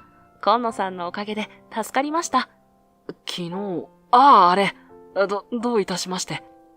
目の前でにっこりと微笑まれて、俺はカーッと顔が熱くなったのを頭をかいてごまかした。実は昨日、彼女が担当するお客から来たクレームに俺が対応したのだった。かなり理不尽な内容で少々メンタルを削られたが、この笑顔を守れただけでも苦労した甲斐があったというもの。そして何より、南にありがとうと言ってもらえただけで、お礼に今度一緒に。南が何か言いかけた、その時だった。やあ、今日も早いね。その声に、南と同時に振り向くと、俺たちの背後には、いつの間にか佐伯さんが立っていた。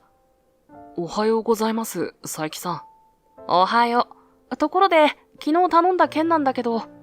俺が挨拶すると、佐伯さんは完全に無視。その目は、南だけをまっすぐに向いていた。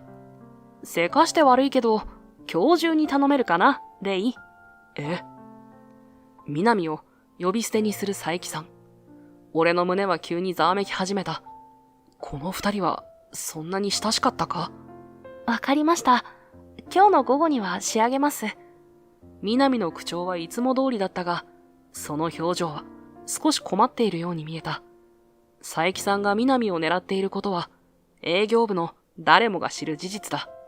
つまり俺たちは、同じ女性に思いを寄せるライバル同士なのだが、ここまで露骨なアピールを見せられるのは、これが初めての瞬間だった。さすがレイ。だけど、無理はしないようにね。君は若手のエースなんだから、この営業部には欠かせない存在だよ。そんな。そうだ、ちょっと見てほしい資料があるんだ。僕のデスクに行こうか。わかりました。ごめんなさい、今野さん。また後で。うん。申し訳なさそうな顔で去っていく南。彼女の姿を、俺は複雑な思いで見送った。お似合いだよな、あの二人。南も、名門大学出身のエリートだ。佐伯さんも、性格こそ曲がっているが、見た目は整った好青年風で、成績は抜群。二人が並んで歩く姿は、まるで雑誌から飛び出してきたモデルたちのようで、一見すると理想的なカップルに見える。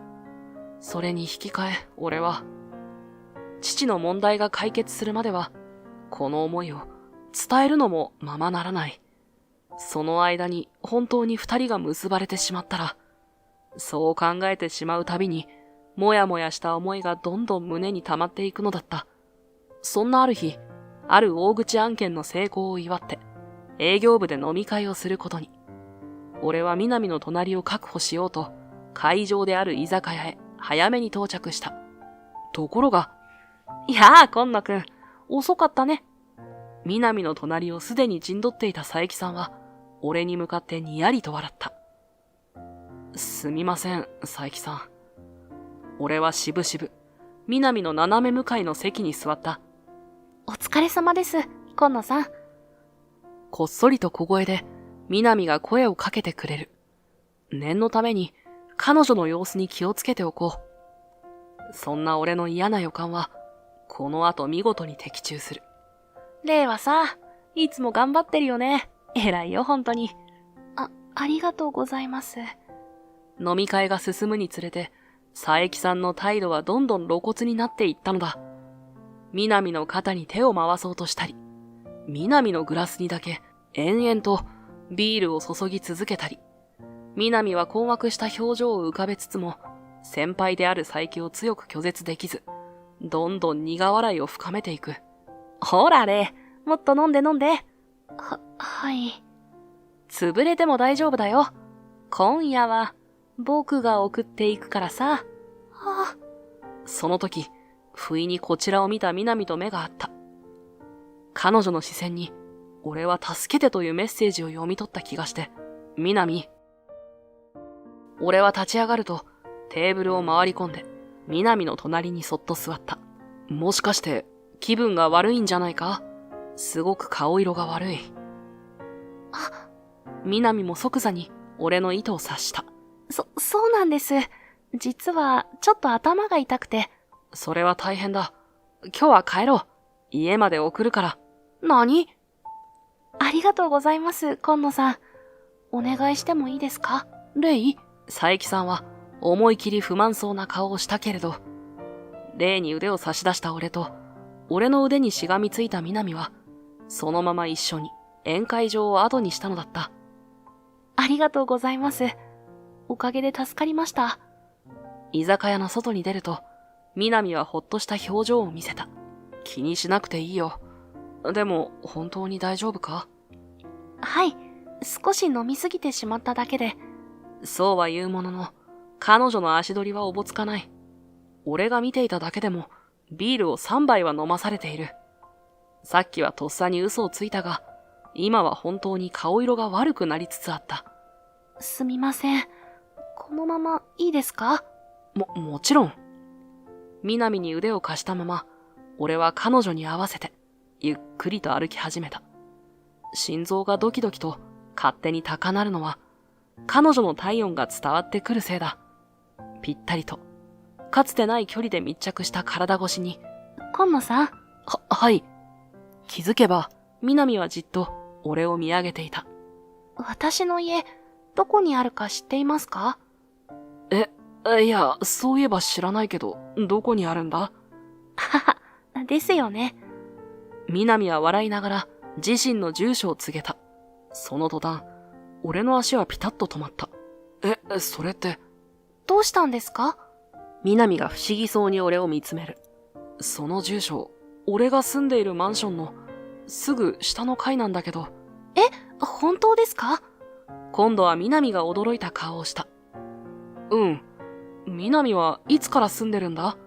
先月引っ越してきたばかりで、すごい偶然ですね。ああ、同じマンションから通勤しているのによく鉢合わせしなかったよ。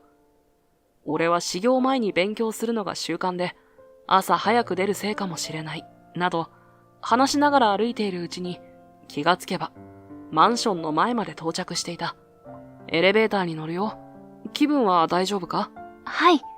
ところが、エレベーターに乗り込もうとした瞬間、俺の右腕が突然、ずしっと重くなった。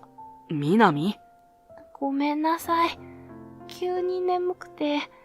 ろれつの回らない口調で目をトロンとさせて、なんと南は俺の腕にしがみついたまま、今にも眠りそうな顔をしているではないか。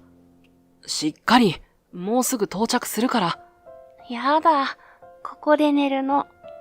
そんな、どうしよう。俺は困り果てた。回数は本人に聞いたが、部屋番号までは知らない。その間にも、南のまぶたは完全に落ちて、スーッと小さな寝息さえ聞こえ始めた。ああ、仕方ない。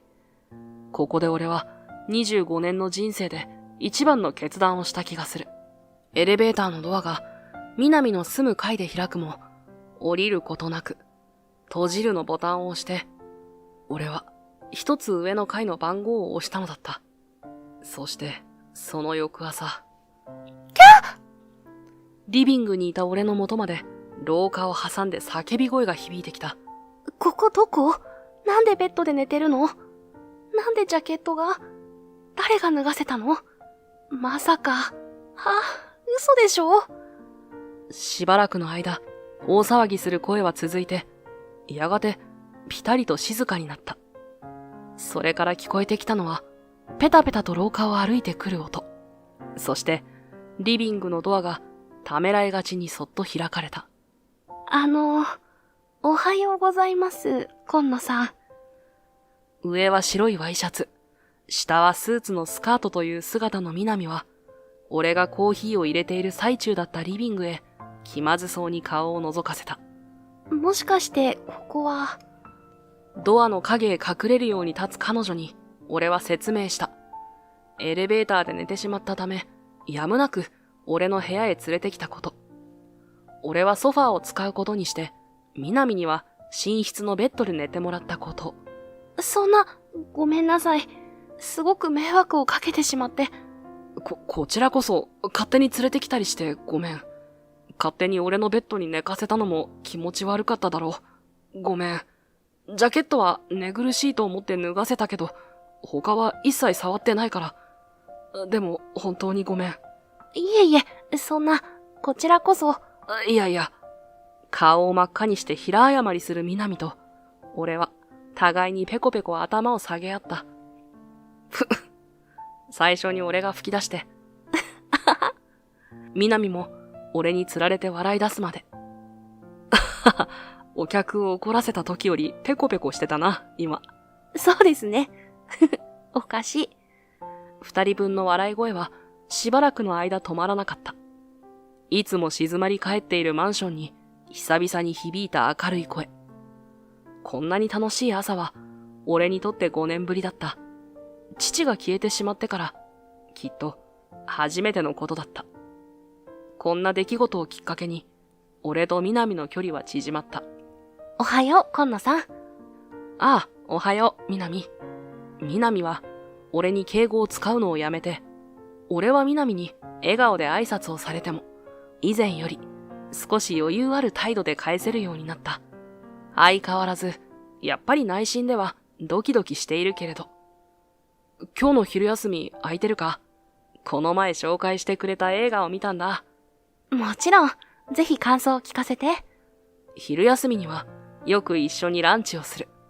仕事の合間にも言葉を交わして雑談で盛り上がっては笑い合う。そんな俺たちの様子に周囲はまさか付き合ってるとかとざわついたものの。そんなに仲良く見えますか？嬉しい。ね、今野さん。うん。あくまで俺たちはただの同僚から仲のいい友達同士に変わっただけだった。今はまだ。けれど、もちろん彼はそれに納得するはずもなかった。レイ、今取り組んでいる案件が難航中なんだって。相談に乗るよ。食事でもしながら。俺たちの距離が縮まると、焦った佐伯さんの言動も大胆になった。何かにつけて南を食事に誘い、好きあらば体に触れようとする。今もまた、その手が南の肩に伸ばされて。大丈夫です。その件でしたら、もう解決したので、今野さんに相談して。南はさりげなく佐伯さんと距離をとって、肩を抱こうとした手を見事にかわした。それから、下の名前で呼ぶのはやめてください。体に触ろうとしてくるのも、前からずっと嫌でした。そうだったのか？それは悪かったよ。これからは気をつけるね、南さん。それでは。顔を引きつらせる佐伯さんをその場に残して、南はこちらに向かってくると、俺の姿を見つけてパーッと顔を輝かせた。今野さん、お疲れ様。そんな南の肩越しに、佐伯さんは、ものすごい形相で俺を睨みつけてくるのだった。今に見ていろよ。いい気になっていられるのも今のうちだからな。すれ違いざまには、そんなことを耳元で囁かれる。どうやら俺は本格的に佐伯さんの敵になったらしかった。とはいえ、その後の俺は順調そのものだった。今月は随分頑張ったじゃないか。努力の成果だな。ありがとうございます。部長に肩をポンと叩かれ、俺は笑顔で営業成績表を見上げた。そこにあったのは、俺の名前の上でぐんと伸びたグラフ。左右の同僚に大きく差をつけて、今月もトップの佐伯さんにさえ届こうとしている。というのも、先月までは中の上程度だった成績が、なんと今月は上位3名のうちに入ることができたのだ。今野くん、最近すごいじゃないか。すごかったな、月末の追い上げは。同僚たちも驚いた様子で声をかけてくる。急に調子が良くなって、何かあったのか？その秘訣、俺たちにも教えてくれよ。あはは。俺は笑って、まあ、いろいろありまして、とごまかしたが、実は、その秘訣とは、南のことだった。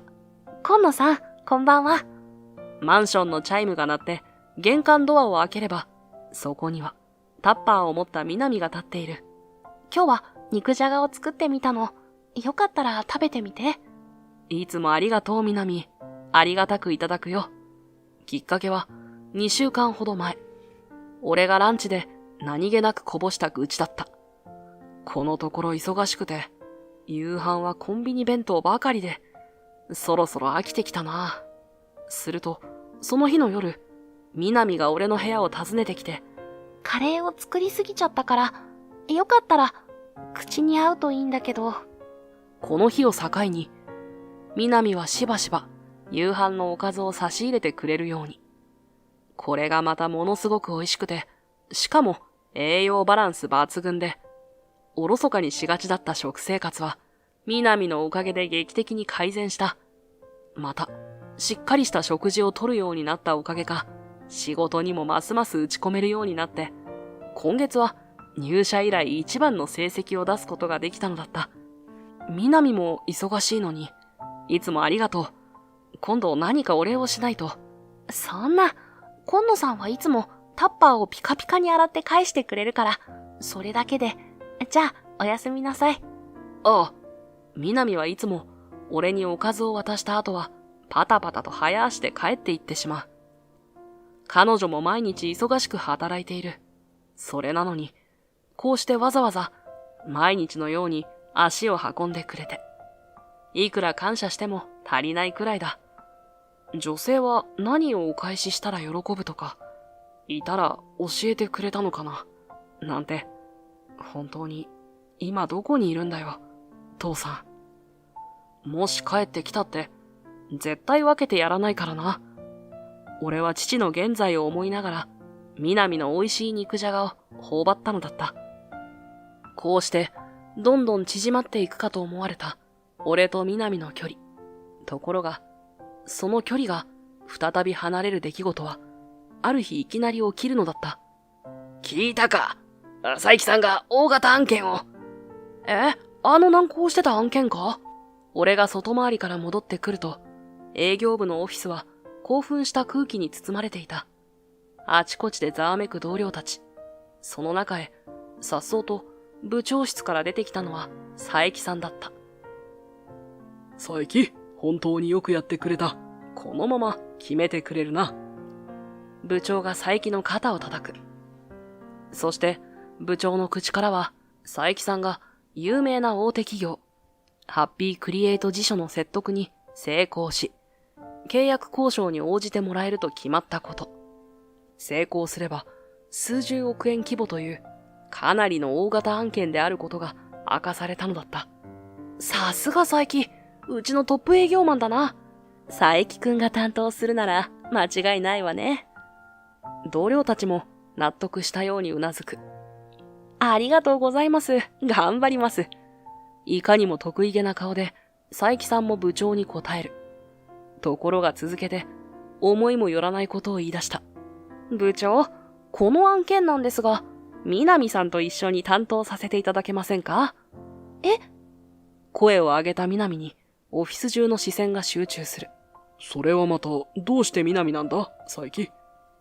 いぶかしがる部長に佐伯さんは、もっともらしい理由を並べ立てた。みなみさんは、顧客対応面が非常に優秀で、細やかな気遣いができる人材です。この案件は、繊細な交渉が必要になると予想されるので、彼女のスキルが大いに生きると考えています。また、彼女が持つ分析力も、リスク管理の面でも心強い存在になるはずです。そう言いながら、佐伯さんがちらりと横目で視線を向けたのは、困惑した表情の南ではなく、俺。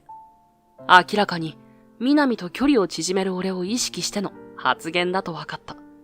なるほど。確かに佐伯と南ならば、まさしく鬼に金棒。よし、この案件は今後、二人で担当するように。まさか部長まで賛成してしまうなんて。同僚たちから激励の拍手が巻き起こる中、俺は、きっとオフィスで一人だけ、南の心に思いを寄せていた。よろしく南さん。協力して契約を成功させよう。はい。よろしくお願いします。佐伯に握手を求められ、それに応じる南。彼女の表情は暗く、かつて露骨に好意をアピールされていたことを思い出しているのが一目瞭然だった。やっぱりあの二人はお似合いね。今野くんとも噂があったけど、ああして並ぶと、ね。そんな囁き声に、俺の胸には南の今後を案じる思いと、ズキッとする痛みが同時に走るのだった。やがて佐伯さんと南は契約獲得に向けて本格的に動き始めたのだったが、多すぎる？今回は二人の協力こそが成功の鍵なんだよ。これでも全然足りないくらいだ。はい。佐伯さんは案件の重要性をことあるごとに強調。それに過去つけて、南と二人きりで行う打ち合わせをどんどん増やしていった。なんだか、久しぶりね。こうして今野さんと話すのも。南。疲れのせいか、佐伯さんのせいか、南の顔は日を追うごとに暗くなっていくように見えた。大丈夫か？今日は一段と顔色が。南さん、今日も遅くまで残業になりそうだ。時間が惜しいからミーティングルームに急ごう。わかりました。ごめんなさい、今野さん。また今度。たまに俺と話していても、すぐに佐伯さんが南を連れて行ってしまう。オフィスでは、そんな二人の姿に噂が広がっていった。仕事とはいえ、最近ずっと一緒だな、あの二人。あら、知らないの？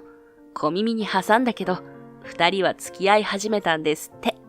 南さん、憧れだったのに。でも、佐伯さんだったら。ああ。今すぐに出て行って、そんなのデタラメだ、と否定したい。そんな自分もいたけれど、もし噂が本当だったら、真実を知るのが怖い自分が、俺に二の足を踏ませた。そんなある日、最近では珍しく、佐伯さんが俺に近づいてきた。今野くん、ちょっといいかな。その目には、明らかな優越感が滲んでいた。はい。嫌な予感を感じながらも、うなずく俺。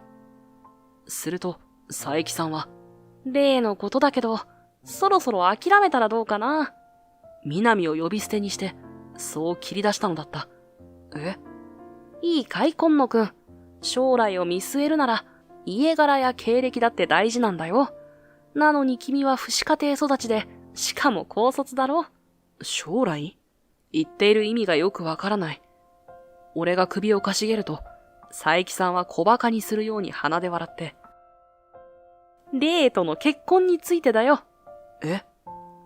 俺を驚かせながら、にやりと不敵に笑うのだった。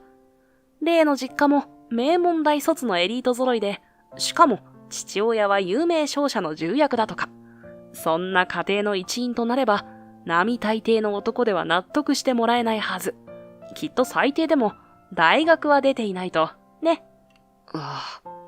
さらに一流大学の出身で、かつ仕事でも大きな結果を出しているなら、もっと南家にふさわしい。そう思わないか、今野くん。はい。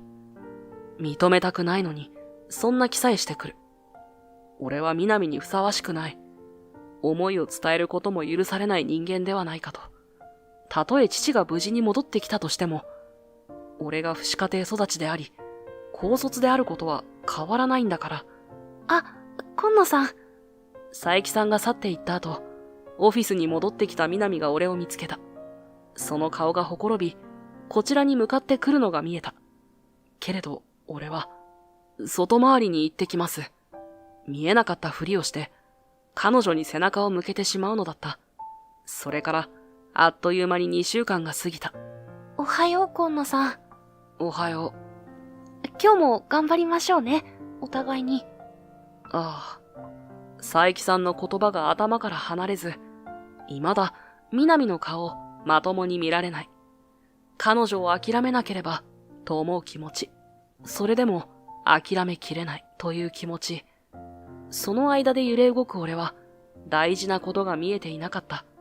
今、一番大変な思いをしているのは誰なのか。そんなある日の夜、マンションの部屋でスーツを着替えていると、不意にチャイムが鳴った。はい、もしかして、という思いで玄関のドアを開ける。すると立っていたのは、やっぱり。今野さん、今大丈夫？手に小さな鍋を持ったエプロン姿の南だった。どうしたんだ？キッチンを貸してもらえない？え？驚きのあまり、思わず声が上ずる。よかったら、一緒にどうかと思って、久しぶりに作ったから。そう言って、南が鍋の蓋を開けると、そこには彼女の得意料理、野菜たっぷりのポトフが入っていた。もしかして、もう夕飯を食べちゃった？いや、全然まだだよ。どうぞどうぞ。ありがとう。お邪魔します。にっこり笑う南を部屋に招き入れながら、俺の頭は混乱していた。最近ほとんど会話もしていなかったのに、こんな突然の訪問。しかも、ずいぶん久々の手料理。そして、すぐに温まるから、もう少し待ってね。初めて見るエプロン姿で、キッチンに立つ南。その姿を見て、俺の心臓はドキドキと大きな音で鳴りっぱなしになった。こんなの、まるで新婚夫婦みたいじゃないか。叶うはずはないと、ほとんど諦めかけていた夢。それが、俺の中で再び大きくなっていくのを感じた。お待たせ。味見してくれる？今野さん。ああ。南に呼ばれて、はっと我に返って、慌てて彼女の元に向かう。小皿で差し出されたスープを一口すすると、美味しい。素直な感想が漏れる。そして、胸に染みるような優しい味に、思わず涙が出そうになってしまった。やっぱり、南の作ってくれる料理が好きだ。食べる人を思いやる心を料理に込められる。そんな南が、俺は好きなんだ。やっぱり、どうしても諦められない。よかった。顔をほころばせて、南が安心したように微笑む。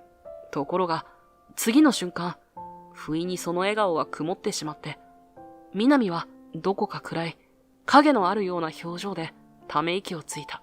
どうかしたのか？なんでもないの。慌てて笑顔を作る南。しかし、その笑顔が作り物なのは一目瞭然だった。何かあったんだな。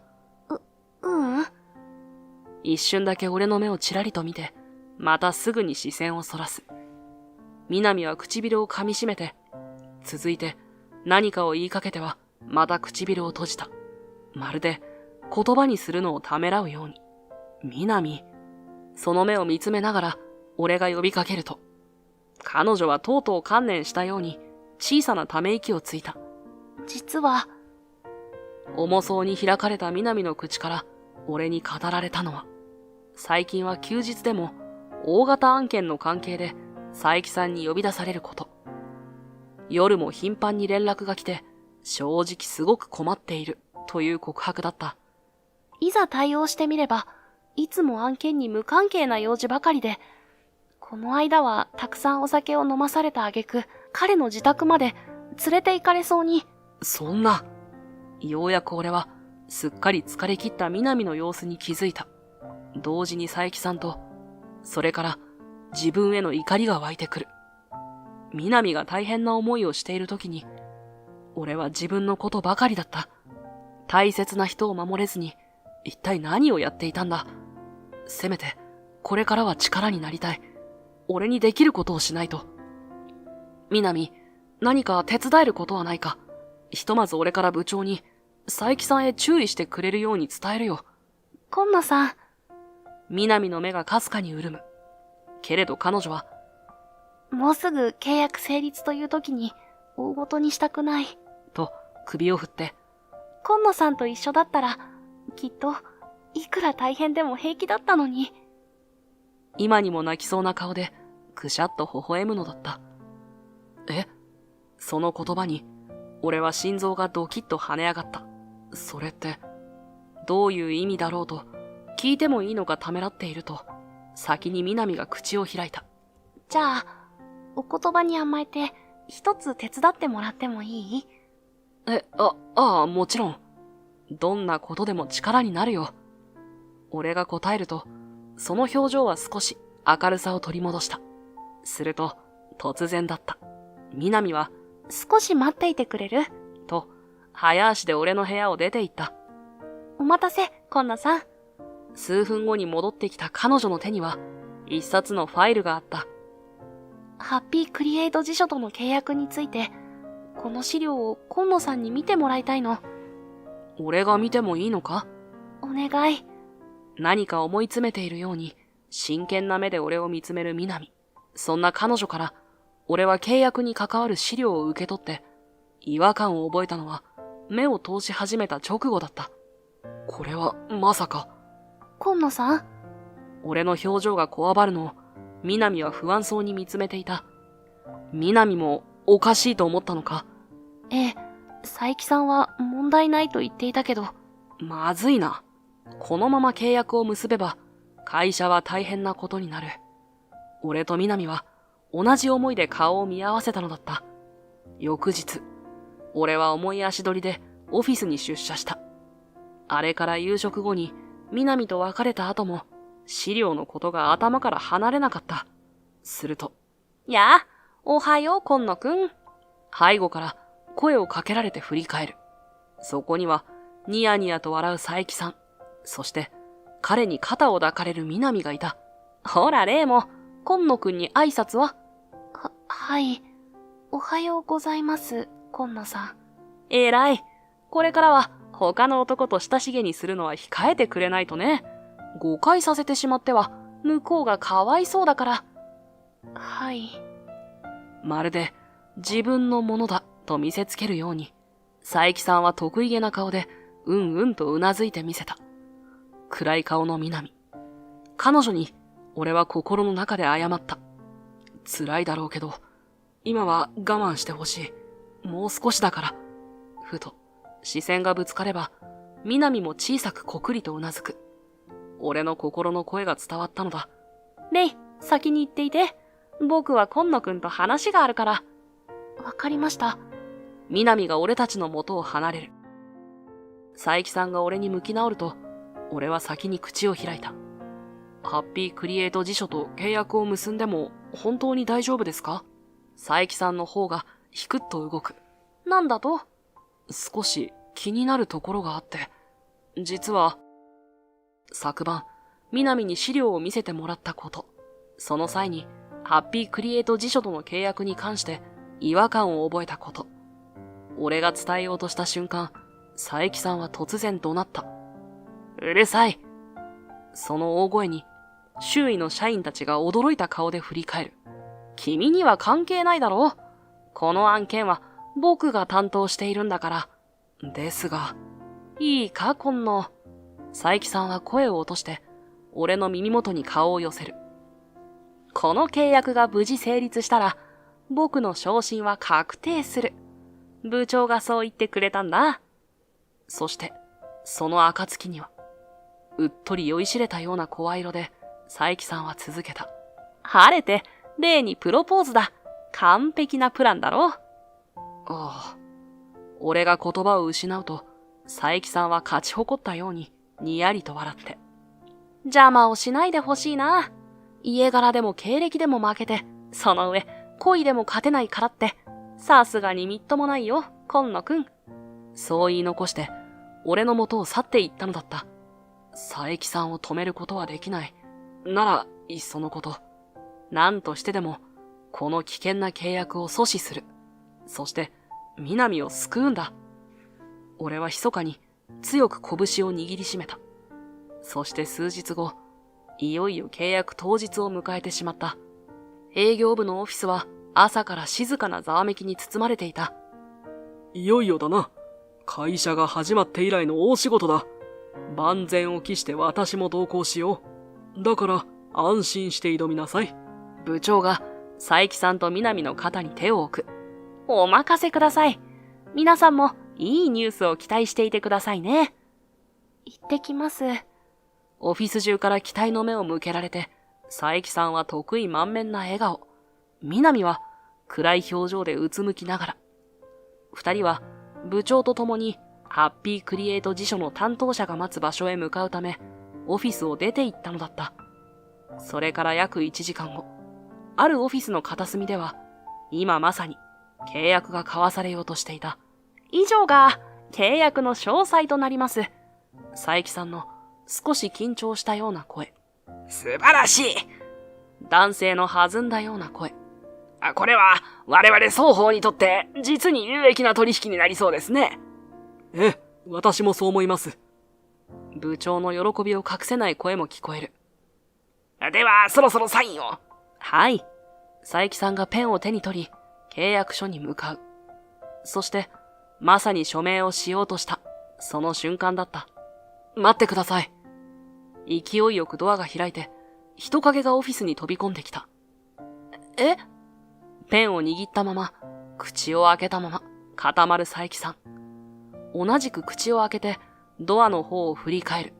部長と、ハッピークリエイト辞書の担当者2人。目を大きく見開いて、どうしてとつぶやく南。オフィスにいた全員が、驚きのあまり凍りついたように動きを止めた。何秒かの間、静寂がオフィスを包む。そして、お前！怒りの表情で、佐伯さんが椅子をガタンと立ち上がった。忠告したはずだぞ。こんなところにまで乗り込んできて、そんなに僕の邪魔がしたいのか？部長も立ち上がって、俺を鋭く睨みつける。君、一体何のつもりだ？どうしてここにいる？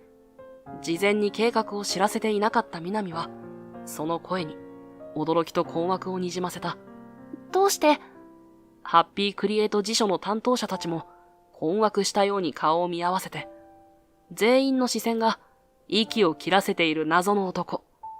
突然乗り込んできた、俺に集中した。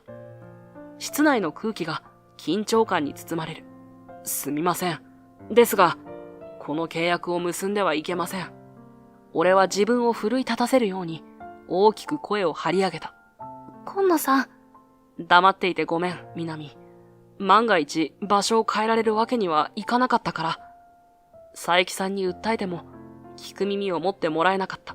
ならばと部長に訴えたが、君には無関係な案件だろ？と一蹴された挙句、同僚の成功を素直に応援できないなど、君にはがっかりしたよ。とまで言われてしまった。俺は万策尽きて、結局こうして、直接乗り込むことにしたのだった。南から聞いていた、いつも交渉の場所に指定されているという、このオフィスに。彼はどなたですか？急にやってきていきなり失礼な。ハッピークリエイト辞書の担当者たちは、困惑したように顔をしかめた。慌てて佐伯さんが取りなし、俺に出て行かせようとする。知りません。どうやらオフィスを間違えた方のようです。ここは僕にお任せを。お知り合いのようでしたが。人違いですよ。ほら、さっさと行け。あとはサインするだけなんだよ。サインしてはダメです、佐伯さん。彼らの正体は、ハッピークリエイト辞書の社員ではなく、詐欺師です。その目をまっすぐに見て、佐伯さんに伝えた瞬間、背後でガタンと大きな音がした。まさか、ここまで話を進めてきた相手を詐欺師呼ばわりとは。彼はそちらの社員でしょ？随分な教育をされていますね、部長さん。ハッピークリエイト辞書の二人は、冷ややかな目でこちらを見つめると、もう結構ですと椅子を立ち上がった。この話はなかったことにさせてもらいます。お帰りください。待ってください。焦った顔の佐伯さんが、出入り口のドアを開けに向かう片方の前に立ちふさがる。今すぐに追い出しますから、どうか、もう一度チャンスを。そして、俺の方をくるっと振り返り、思い切り襟首を掴んだ。今野お前、いい加減にしろよ。その目は、今にも爆発寸前な怒りに燃えていた。しかし、俺はひるまなかった。まっすぐ見つめ返しながら、はっきりと繰り返す。彼らは、ハッピークリエイト辞書の社員を語った偽物なんです。黙れ。俺の襟首を掴む手に、さらに強い力がこもる。それでも、俺は譲らなかった。本当のことを言っているだけです。この契約は詐欺なんです。佐伯さんは騙されています。お前に何がわかるんだ、高卒。ガクンと大きく体を揺さぶられる。その時、部長が割って入ってきた。今野、部長命令だ。会社に戻れ。これ以上我々に迷惑をかけるな。こちらに有無を言わせない、重く鋭い叱責。そして、佐伯さんに代わって、俺の言動を謝罪しようとするも、その時すでに、室内の空気は限界まで冷え切っていた。我々が詐欺師だという、その証拠はあるんですか？なければ、こちらは名誉毀損で訴えさせてもらいます。ただでは済ませませんよ。その声も表情も、氷のように冷たく鋭い。俺さえも背筋がゾッとするほどで、まして佐伯さんは真っ青になって、慌てて二人の機嫌を取るように同調した。そうだ今野。お前にどんな証拠があると言うんだ？今野、今すぐに謝罪しろ。土下座してでも許していただくんだ。佐伯さん、部長。俺が全員から責められたところで、ようやく呆然としていた南が我に返った。やめてください。と、佐伯さんの腕をつかむ。俺をかばうように、部長との間に割って入る。私も以前から思っていました。この契約はどこかおかしいと。その時だった。オフィスのドアがガチャッと外から開かれた。証拠ならここにあります。その声に、室内にいた全員の視線が一斉に出入り口へ集中する。その先には、げっそりと頬がこけた、痩せた初老の男性が立っていた。あなたは？部長が困惑した声で尋ねる。すみませんが、今取り込み中なもので。無関係な方は出て行っていただけますか？ハッピークリエイト辞書の二人が、馬鹿にしたようにひらひらと手を振る。それに構わず、男性はオフィスの中央まで進み出た。私は、今野健の父です。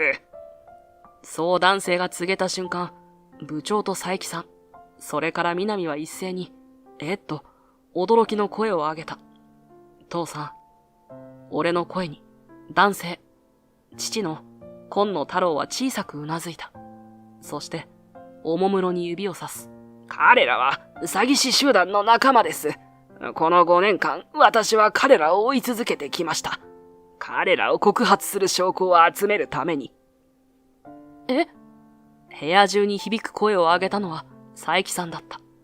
なんだと？証拠だってさ、あるなら見せてみろよ、じじい。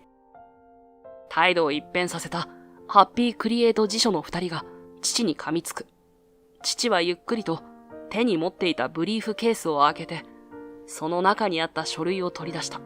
ここにあるぞ。お前たちが私を騙し、会社を倒産に追い込んだ証拠。無関係な会社の名を語り、5年前に私と交わした契約書が。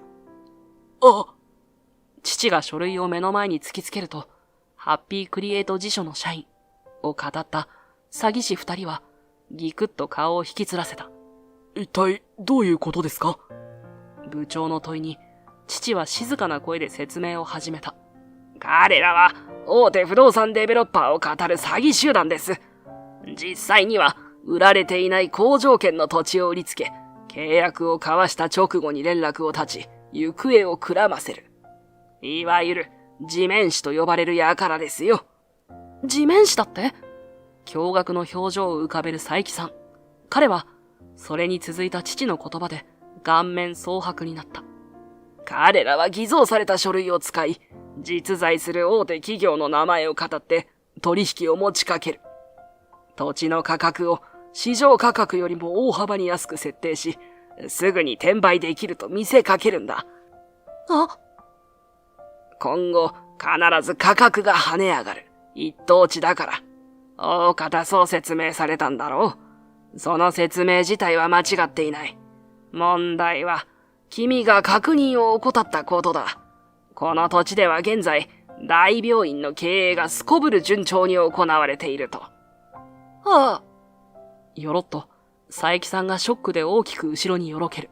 そんな彼に、父は、私も君のことを言えないが、と付け加えた。私も5年前、同じ手口で騙された人間だ。よく確認もせずサインした後で、ようやく本物の所有者は何も知らなかったことが発覚した。せめて今回は間に合ってよかったよ。最後は少し柔らかい口調で佐伯さんに語りかけると、父はじろっと青ざめた詐欺師たちを睨みつけた。この5年間、私はお前たちを追い続けていた。最初は自分が騙され倒産に追い込まれた悔しさを晴らすための調査だった。けれど、調べれば調べるほど自分以外にも多くの人が騙されていたことを知った。他の被害者たちの無念を晴らすためにも、いくら時間をかけてでも徹底的に証拠を集めると決意した。父は静かな、けれど確かに怒りを込めた声で語った。私は各地を転々としながら、お前たちの被害者と接触した。証言を集め、取引の痕跡を提供してもらった。父の表情が険しく、眼光が鋭くなる。夜な夜なお前たちの拠点である事務所を見張り、ゴミ漁りまでした。そうして、ようやく少しずつ証拠が集まっていった。父はブリーフケースから新しい書類を取り出した。ビリビリに破かれて、ゴミに混ぜて捨てられていた偽の売買契約書。タケルたちの直前に騙した被害者と交わしたものだろう。これは、それをつなぎ合わせて、復元したものだ。被害者にも確認を取ってあるぞ。父の執念と、言い逃れできない証拠を突きつけられて、詐欺師たちは真っ青な顔を見合わせて、同時にじりっと後ずさりをした。その時。そして、これが最後の証拠だ。俺が口を開き、出入り口から外に出ていく。そして、俺が連れてきた人物を見た途端、詐欺師たちは愕然とした。こちらは、本当の土地所有者の方です。彼らで間違いありませんか？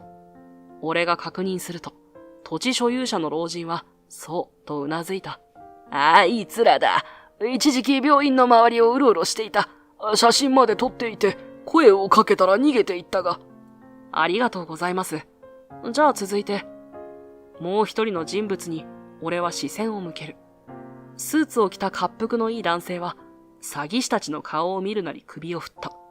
知らないね。見たこともない二人だよ。そちらの方は、不審そうに尋ねてくる部長に、俺は答えた。彼は、ハッピークリエイト辞書の代表取締役社長だと。なんだと？オフィスの中が騒然となる。そこへ、俺が連れてきた二人が改めて声を張り上げる。わしは誰かに土地を売るつもりも売ったつもりもない。でたらめを言うな。彼らは我が社の社員ではありません。そして弊社から御社に取引を持ちかけた事実もありません。これが証拠だと、ハッピークリエイト辞書社長は懐を探った。これが私の名刺です。そしてこちらが我が社の婚姻を押した正式な文書です。部長は震える手でそれらを受け取り、じっと目を凝らして確認した。なんと、佐伯、君が受け取った名刺は？はい。慌ててカバンから詐欺師たちに受け取った名刺を取り出す佐伯さん。それを一緒に確認して、社長は念押しした。この名刺は偽物だ、と。くそ、逃げるぞ。追い詰められた詐欺師たちは、突然出入り口に向かって突進。邪魔だ。南が突き飛ばされて転びそうになる。そこへ俺が手を伸ばして、間一髪で抱き留める。大丈夫か？ええ。俺たちが見つめ合ったその瞬間だった。話せ！廊下で怒号が響いた。何事かと全員で廊下に出てみれば、おとなしくしろ。お前たちを詐欺の容疑で逮捕する。今まさに詐欺師たちはスーツ姿の男性たちに取り押さえられて、その手首に手錠をかけられている最中だった。これは、呆然とする南に俺は説明した。本物の土地所有者や社長の他に刑事たちも呼んでいたのだと。ようやく終わったね、父さん。俺が振り返ると、父は静かに一つうなずいたのだった。ああ、ようやく帰ってこれたよ、タケル。それから数日後。今野、今回は本当に助かったよ。部長が俺の肩を叩くと、営業部のオフィスには大きな拍手が巻き起こった。いえ、俺は何も。謙遜することはない。部長は笑顔で首を振る。君のおかげで我が社は莫大な損害を免れた。それだけでなく、長年にわたる詐欺事件の解決に貢献したんだ。この社長賞に十分値する活躍だったよ。そう。俺は詐欺被害を未然に防いだ功績により、会社から感謝の言葉と金一封を授与されることになった。今野さん、あなたにも感謝を申し上げます。後ほど弊社社長もぜひあなたにお会いしたいと申しています。いやいや、私は単に居合わせただけでして。父も営業部に呼ばれ、俺と一緒に被害を防いだヒーローとして同僚たちに紹介された。ちなみにテレビでは連日、大規模詐欺事件の犯人集団逮捕というニュースが報道されている。あの2人から芋づる式に他のメンバーも逮捕され、詐欺集団は壊滅したという。被害に遭った人数は100人近くにも及び、その被害総額は数百億円。あまりの被害の大きさに国も動き、今後は父をはじめとした被害者の救済を行っていくとのことだった。この通りだ。突然、部長は俺に向かって頭を下げてきた。君の言葉に耳を貸さなかったせいで、みすみす詐欺師と契約を交わすところだった。君にひどい言葉を投げつけたことも謝りたい。本当に申し訳なかった。そんな。そして本当にありがとう。君は誰よりも自慢の部下だ。部長、思わず隣を見ると、父も微笑みながらうなずいてくれる。父に促されて、俺は謝罪を受け入れた。自分から片手を差し出して、部長と握手を交わす。これからもご指導よろしくお願いします。あ。成り行きを見守っていた同僚たち。その中にいた南も、ほっと安心したように表情を崩す。感動的な空気に包まれたオフィス。だったが、それを打ち破ったのは佐伯さんだった。騙されないでください部長。その男は詐欺師の仲間です。今までどこにいたのか。佐伯さんはいつの間にか俺たちの背後に立っていて、目をつり上げながら俺を鋭く睨みつけていた。何を言い出すんだ佐伯。怪しいと思いませんでしたか部長。あんなタイミングで現れて、証言者をゾロゾロ引き連れてきて、事前に情報を掴んでいたとしか思えません。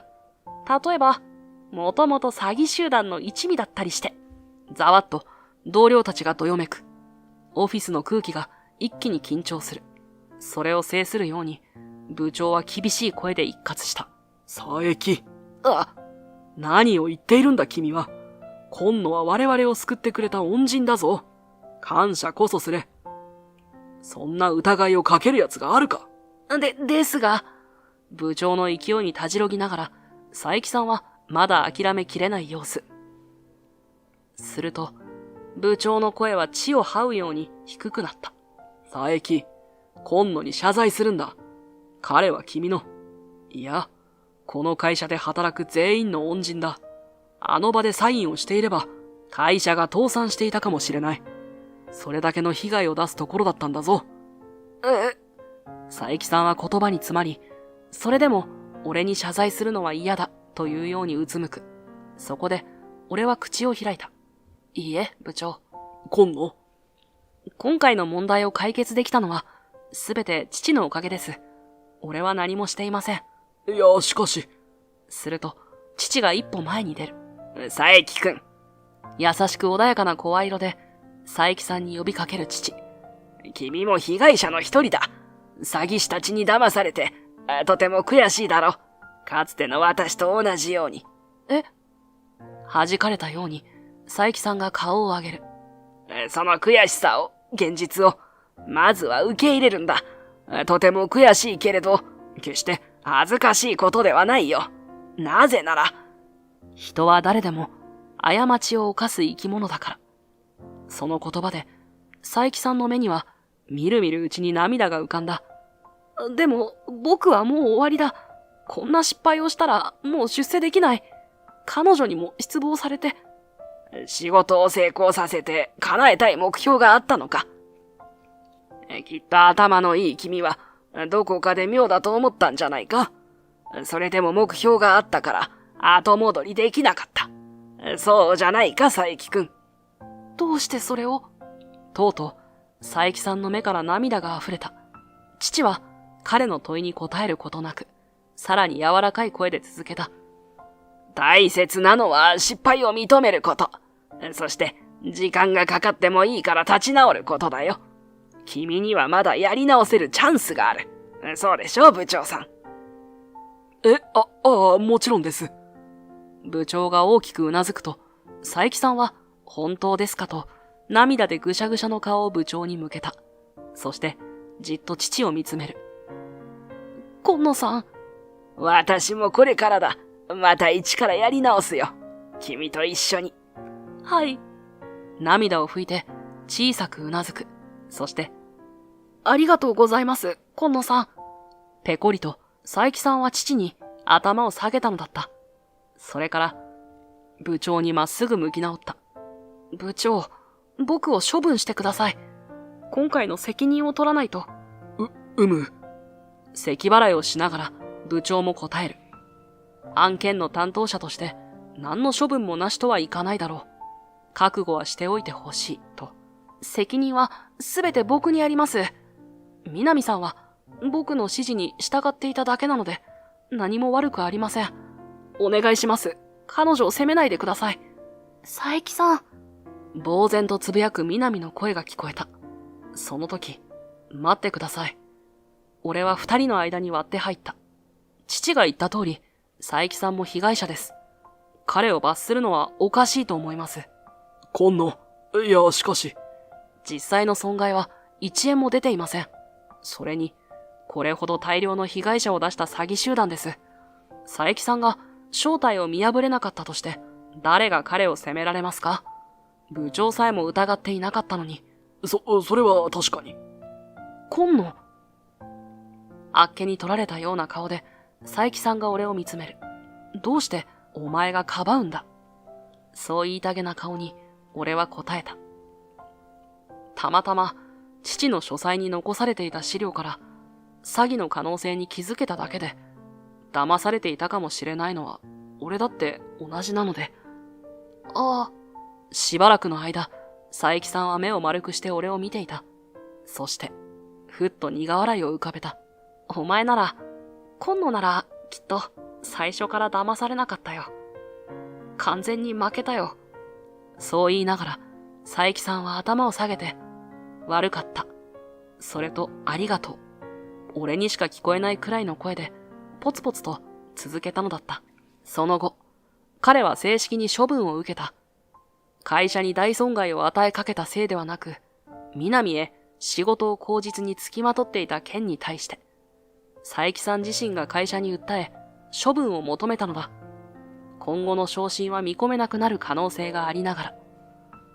申し訳なかった。謹慎処分が終わり、子会社に移動する直前、佐伯さんは南に、許してくれなくてもいいからと謝罪した。元気で、それから幸せになってください。佐伯さんも、お元気で。ありがとう。南を見つめる目は、縛っていたものから解放されたように穏やかで、きっと、新しい職場では、これまで以上の活躍をするはずだ。そんな予感をさせながら、彼は旅立っていったのだった。タケル、5年間何も知らせず悪かった。会社からマンションに帰っていくとき、父は見送る俺に頭を下げた。父を騙したのは、バックに暴力団がいる詐欺集団だった。その悪事の証拠を集める中で、俺にも危険が及んだら、そう考えると、無事だと連絡を入れることもできなかったのだと。もういいよ。心配だったけど、こうして無事に帰ってきてくれたんだから。タケル。それに今回、父さんは俺を助けてくれた。それだけで十分だよ。南が資料を見せてくれたとき、俺はすぐに違和感を覚えた。彼女たちが契約しようとしていた土地は、近頃再開発で地価が跳ね上がったエリア。そのど真ん中にあった。それに対して、あまりにハッピークリエイト辞書側の希望価格が低すぎる。そう思ったのをきっかけに、俺は独自に調査を開始した。その過程で、詐欺集団を追って町に戻ってきた父と、なんと、偶然にも再会したのだった。タケル、お前。父さん。二人とも驚いたのなんの。さらに、同じ詐欺集団がターゲットだったということで、もっと驚いてしまった。タケル、お前は手を引け。この件に関わるんじゃない。それはできない。タケル。全く譲らない俺に、とうとう父も説得を諦めて、集めた証拠を提供してくれたり、5年かけて培った調査のコツを教えてくれたりと。父と再会していなければ、あの場に俺は間に合わなかっただろう。だから、ありがとう。父さんのおかげだよ。まったく、無事逮捕までこぎつけたはいいものの、お前を守るために5年間も姿を消していたというのに。わざわざ、自分から危険に向かっていくようなことを、と、父が渋い顔をする。それに、俺は首を振ってみせた。父さん、覚えてるかな？俺が高校を卒業する頃のこと。ああ。大変だったよね。会社の資金繰りがうまくいかなくなって、その日の生活にもこと書くほど、今野家は一気に貧乏になった。俺が高卒で就職することを選んだのも、それが原因だ。このままでは、まだ母との思い出が残る。マンションも退去しないといけない。そんなピンチを、俺は父と二人で乗り越えた。電気代を節約するために、ろうそくの明かりで夕飯を食べたり、俺がバイトから帰ってきたら、父さんがズボンの穴を縫っていてくれたり。あんまり上手じゃなかったけど。あったな、そんなことも。父さんとだったから、全然辛くなかったよ。たった一人の大切な家族とだったから。そのたった一人が突然いなくなった俺の気持ちが、父さんにわかる？すまない。深くうなだれて、父は何度もすまなかったと繰り返した。今野さん。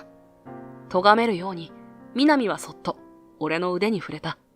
お父さんを責めないで。その目が訴えてくるから、俺も父さんと一緒だよ。守りたかったんだ。大切な存在を。え？声を上げたのは、俺と目が合った南だった。詐欺師なんかのせいで、辛い目に遭わせたくなかった。父さんが俺を思ってくれたのと同じくらい、俺も彼女を思ってるんだ。ずっと、もう一度会えたら紹介したかった。今野さん。ああ。俺の言葉。それから視線で、父は察してくれた。小さな声で、そうかとつぶやいて。南さんでしたか。ゆっくりと、深々と。南に向かって頭を下げたのだった。息子、タケルをこれからもよろしくお願いします。父さん。もともとしっかりした子でしたが、5年前より見違えるほど大人になって見えた。それは、あなたのおかげだったのですね。私がいない間、息子を支えてくれてありがとう。微笑む父の目には涙が浮かんでいた。そのまま、では、と、きびすを返す父。それを、南は呼び止めた。よかったら今度、3人でお茶をしませんか？え？南？父以上に驚く俺に、南はいいでしょうと微笑んでみせた。助けていただいたお礼と、もっとお父さんとも仲良くなりたいから。だって、今野さんのお父さんだから。それって、目を細めた南と、ポカンとしながら見つめ合う。父は、そんな俺の姿に目を大きく見開いて、よかったな、タケル。その一言とともに、とうとう涙を溢れさせたのだった。こちらこそ、ぜひ、その時を楽しみにしています、南さん。はい、また。南と笑顔で挨拶を交わすと、父は去っていった。そして、この日、仕事から帰ると、お帰り、タケル。マンションには、微笑んで俺を出迎えてくれる父の姿があった。ただいま、父さん。こうして、俺が過ごした5年の日々は終わりを迎えた。思わず胸が詰まって、今度は俺が涙する番だった。それから、俺は現在、順調に仕事を続けている。佐伯さんの希望で担当案件をすべて引き継いだのもあって、成績はトップをキープ中だ。その分非常に忙しくなったが、ますますたくさんのありがとうをもらえるように。同僚たちとも助け合いながら充実した毎日を送っている。そして、プライベートでも。じゃあ帰ろうか、南。今野さん。俺たちは現在、毎日一緒にマンションへ帰っている。のだが、未だ、お互い最後の一歩は踏み出せていない状態だ。決定的なきっかけがないというか。ねえ、今野さん。マンションが近づいてきた頃、南は何気ない口調で尋ねてきた。どうして私たちは同じマンションなんだと思う？と。それは南が偶然だって。本当にそう思う？え？それが嘘だったとしたら、今野さんはどうする？南は立ち止まって、俺をじっと見つめた。まるで何かを試したいかのように。嘘だったら、嘘でも変わらないよ、俺は。今野さんは？俺は、困ったことに、そこから先が出てこない。今まで何百回も心の中で繰り返してきたはずなのに、何も考えられなくなるほど、心臓が早金を打って。嘘なの、本当は。私、今野さんが住んでいるマンションだって、引っ越す前から知っていたから。え？覚えてる？私が入社して間もない頃、商談で大失敗したことを。その言葉で記憶が蘇ってくる。あの頃、俺は彼女の教育担当だった。新人教育の締めくくりとして一緒に挑んだ初めての商談。南がお客の要望を聞き間違えたことで、プレゼン内容が全くの見当違いになってしまって、危うく商談そのものが台無しになるピンチだった。あの時、今野さんが起点を聞かせてカバーしてくれた。弊社には、こういったニーズを叶えられる準備もあります。ただし、より御社のニーズに応えるには、で、アドリブでプレゼンを引き継いで、見事に契約までつなげてくれた。ああ、あれか。あの時の今野さんの優しさと頼もしさ、今も忘れられない。だって、あの時私は、タケルさんの恋人になりたいと思ったから。ほんのり、頬を赤く染めて、南は照れたように俺に向かってはにかんだ。南？レイって、いつか呼んでもらえるのが夢になった。そのために、とうとう、同じマンションに引っ越しまでしちゃうなんて、我ながらすごい行動力。突然、南は不安そうに表情を曇らせて、俺の反応を伺うように、そっと顔を覗き込んできた。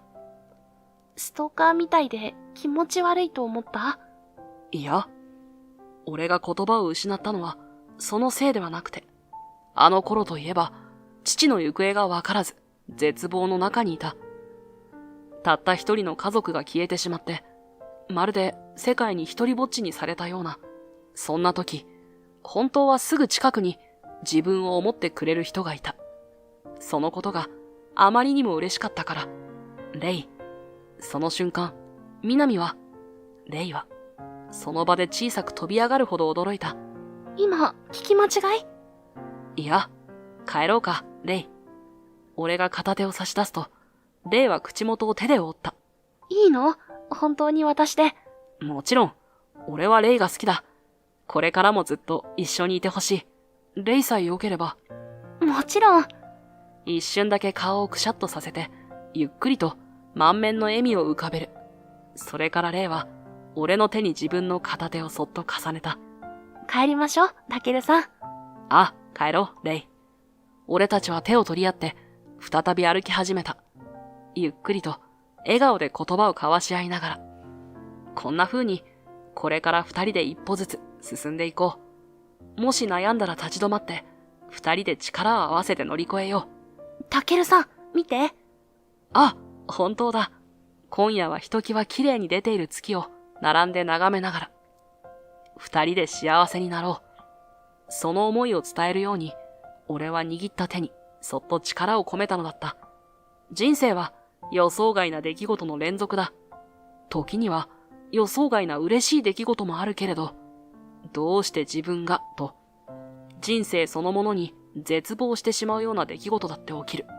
けれど、俺が父と再会できたのは、きっと諦めずに前を向き続けたからだ。その日が来るのを信じて、父を待つことをやめなかったから。大切な人を信じたいという思いが、絶望を乗り越える大きな力になった。そして今は、大切な人の存在が、俺の力になってくれている。隣で笑ってくれる彼女がいる今、俺は最高の幸せをかみしめている。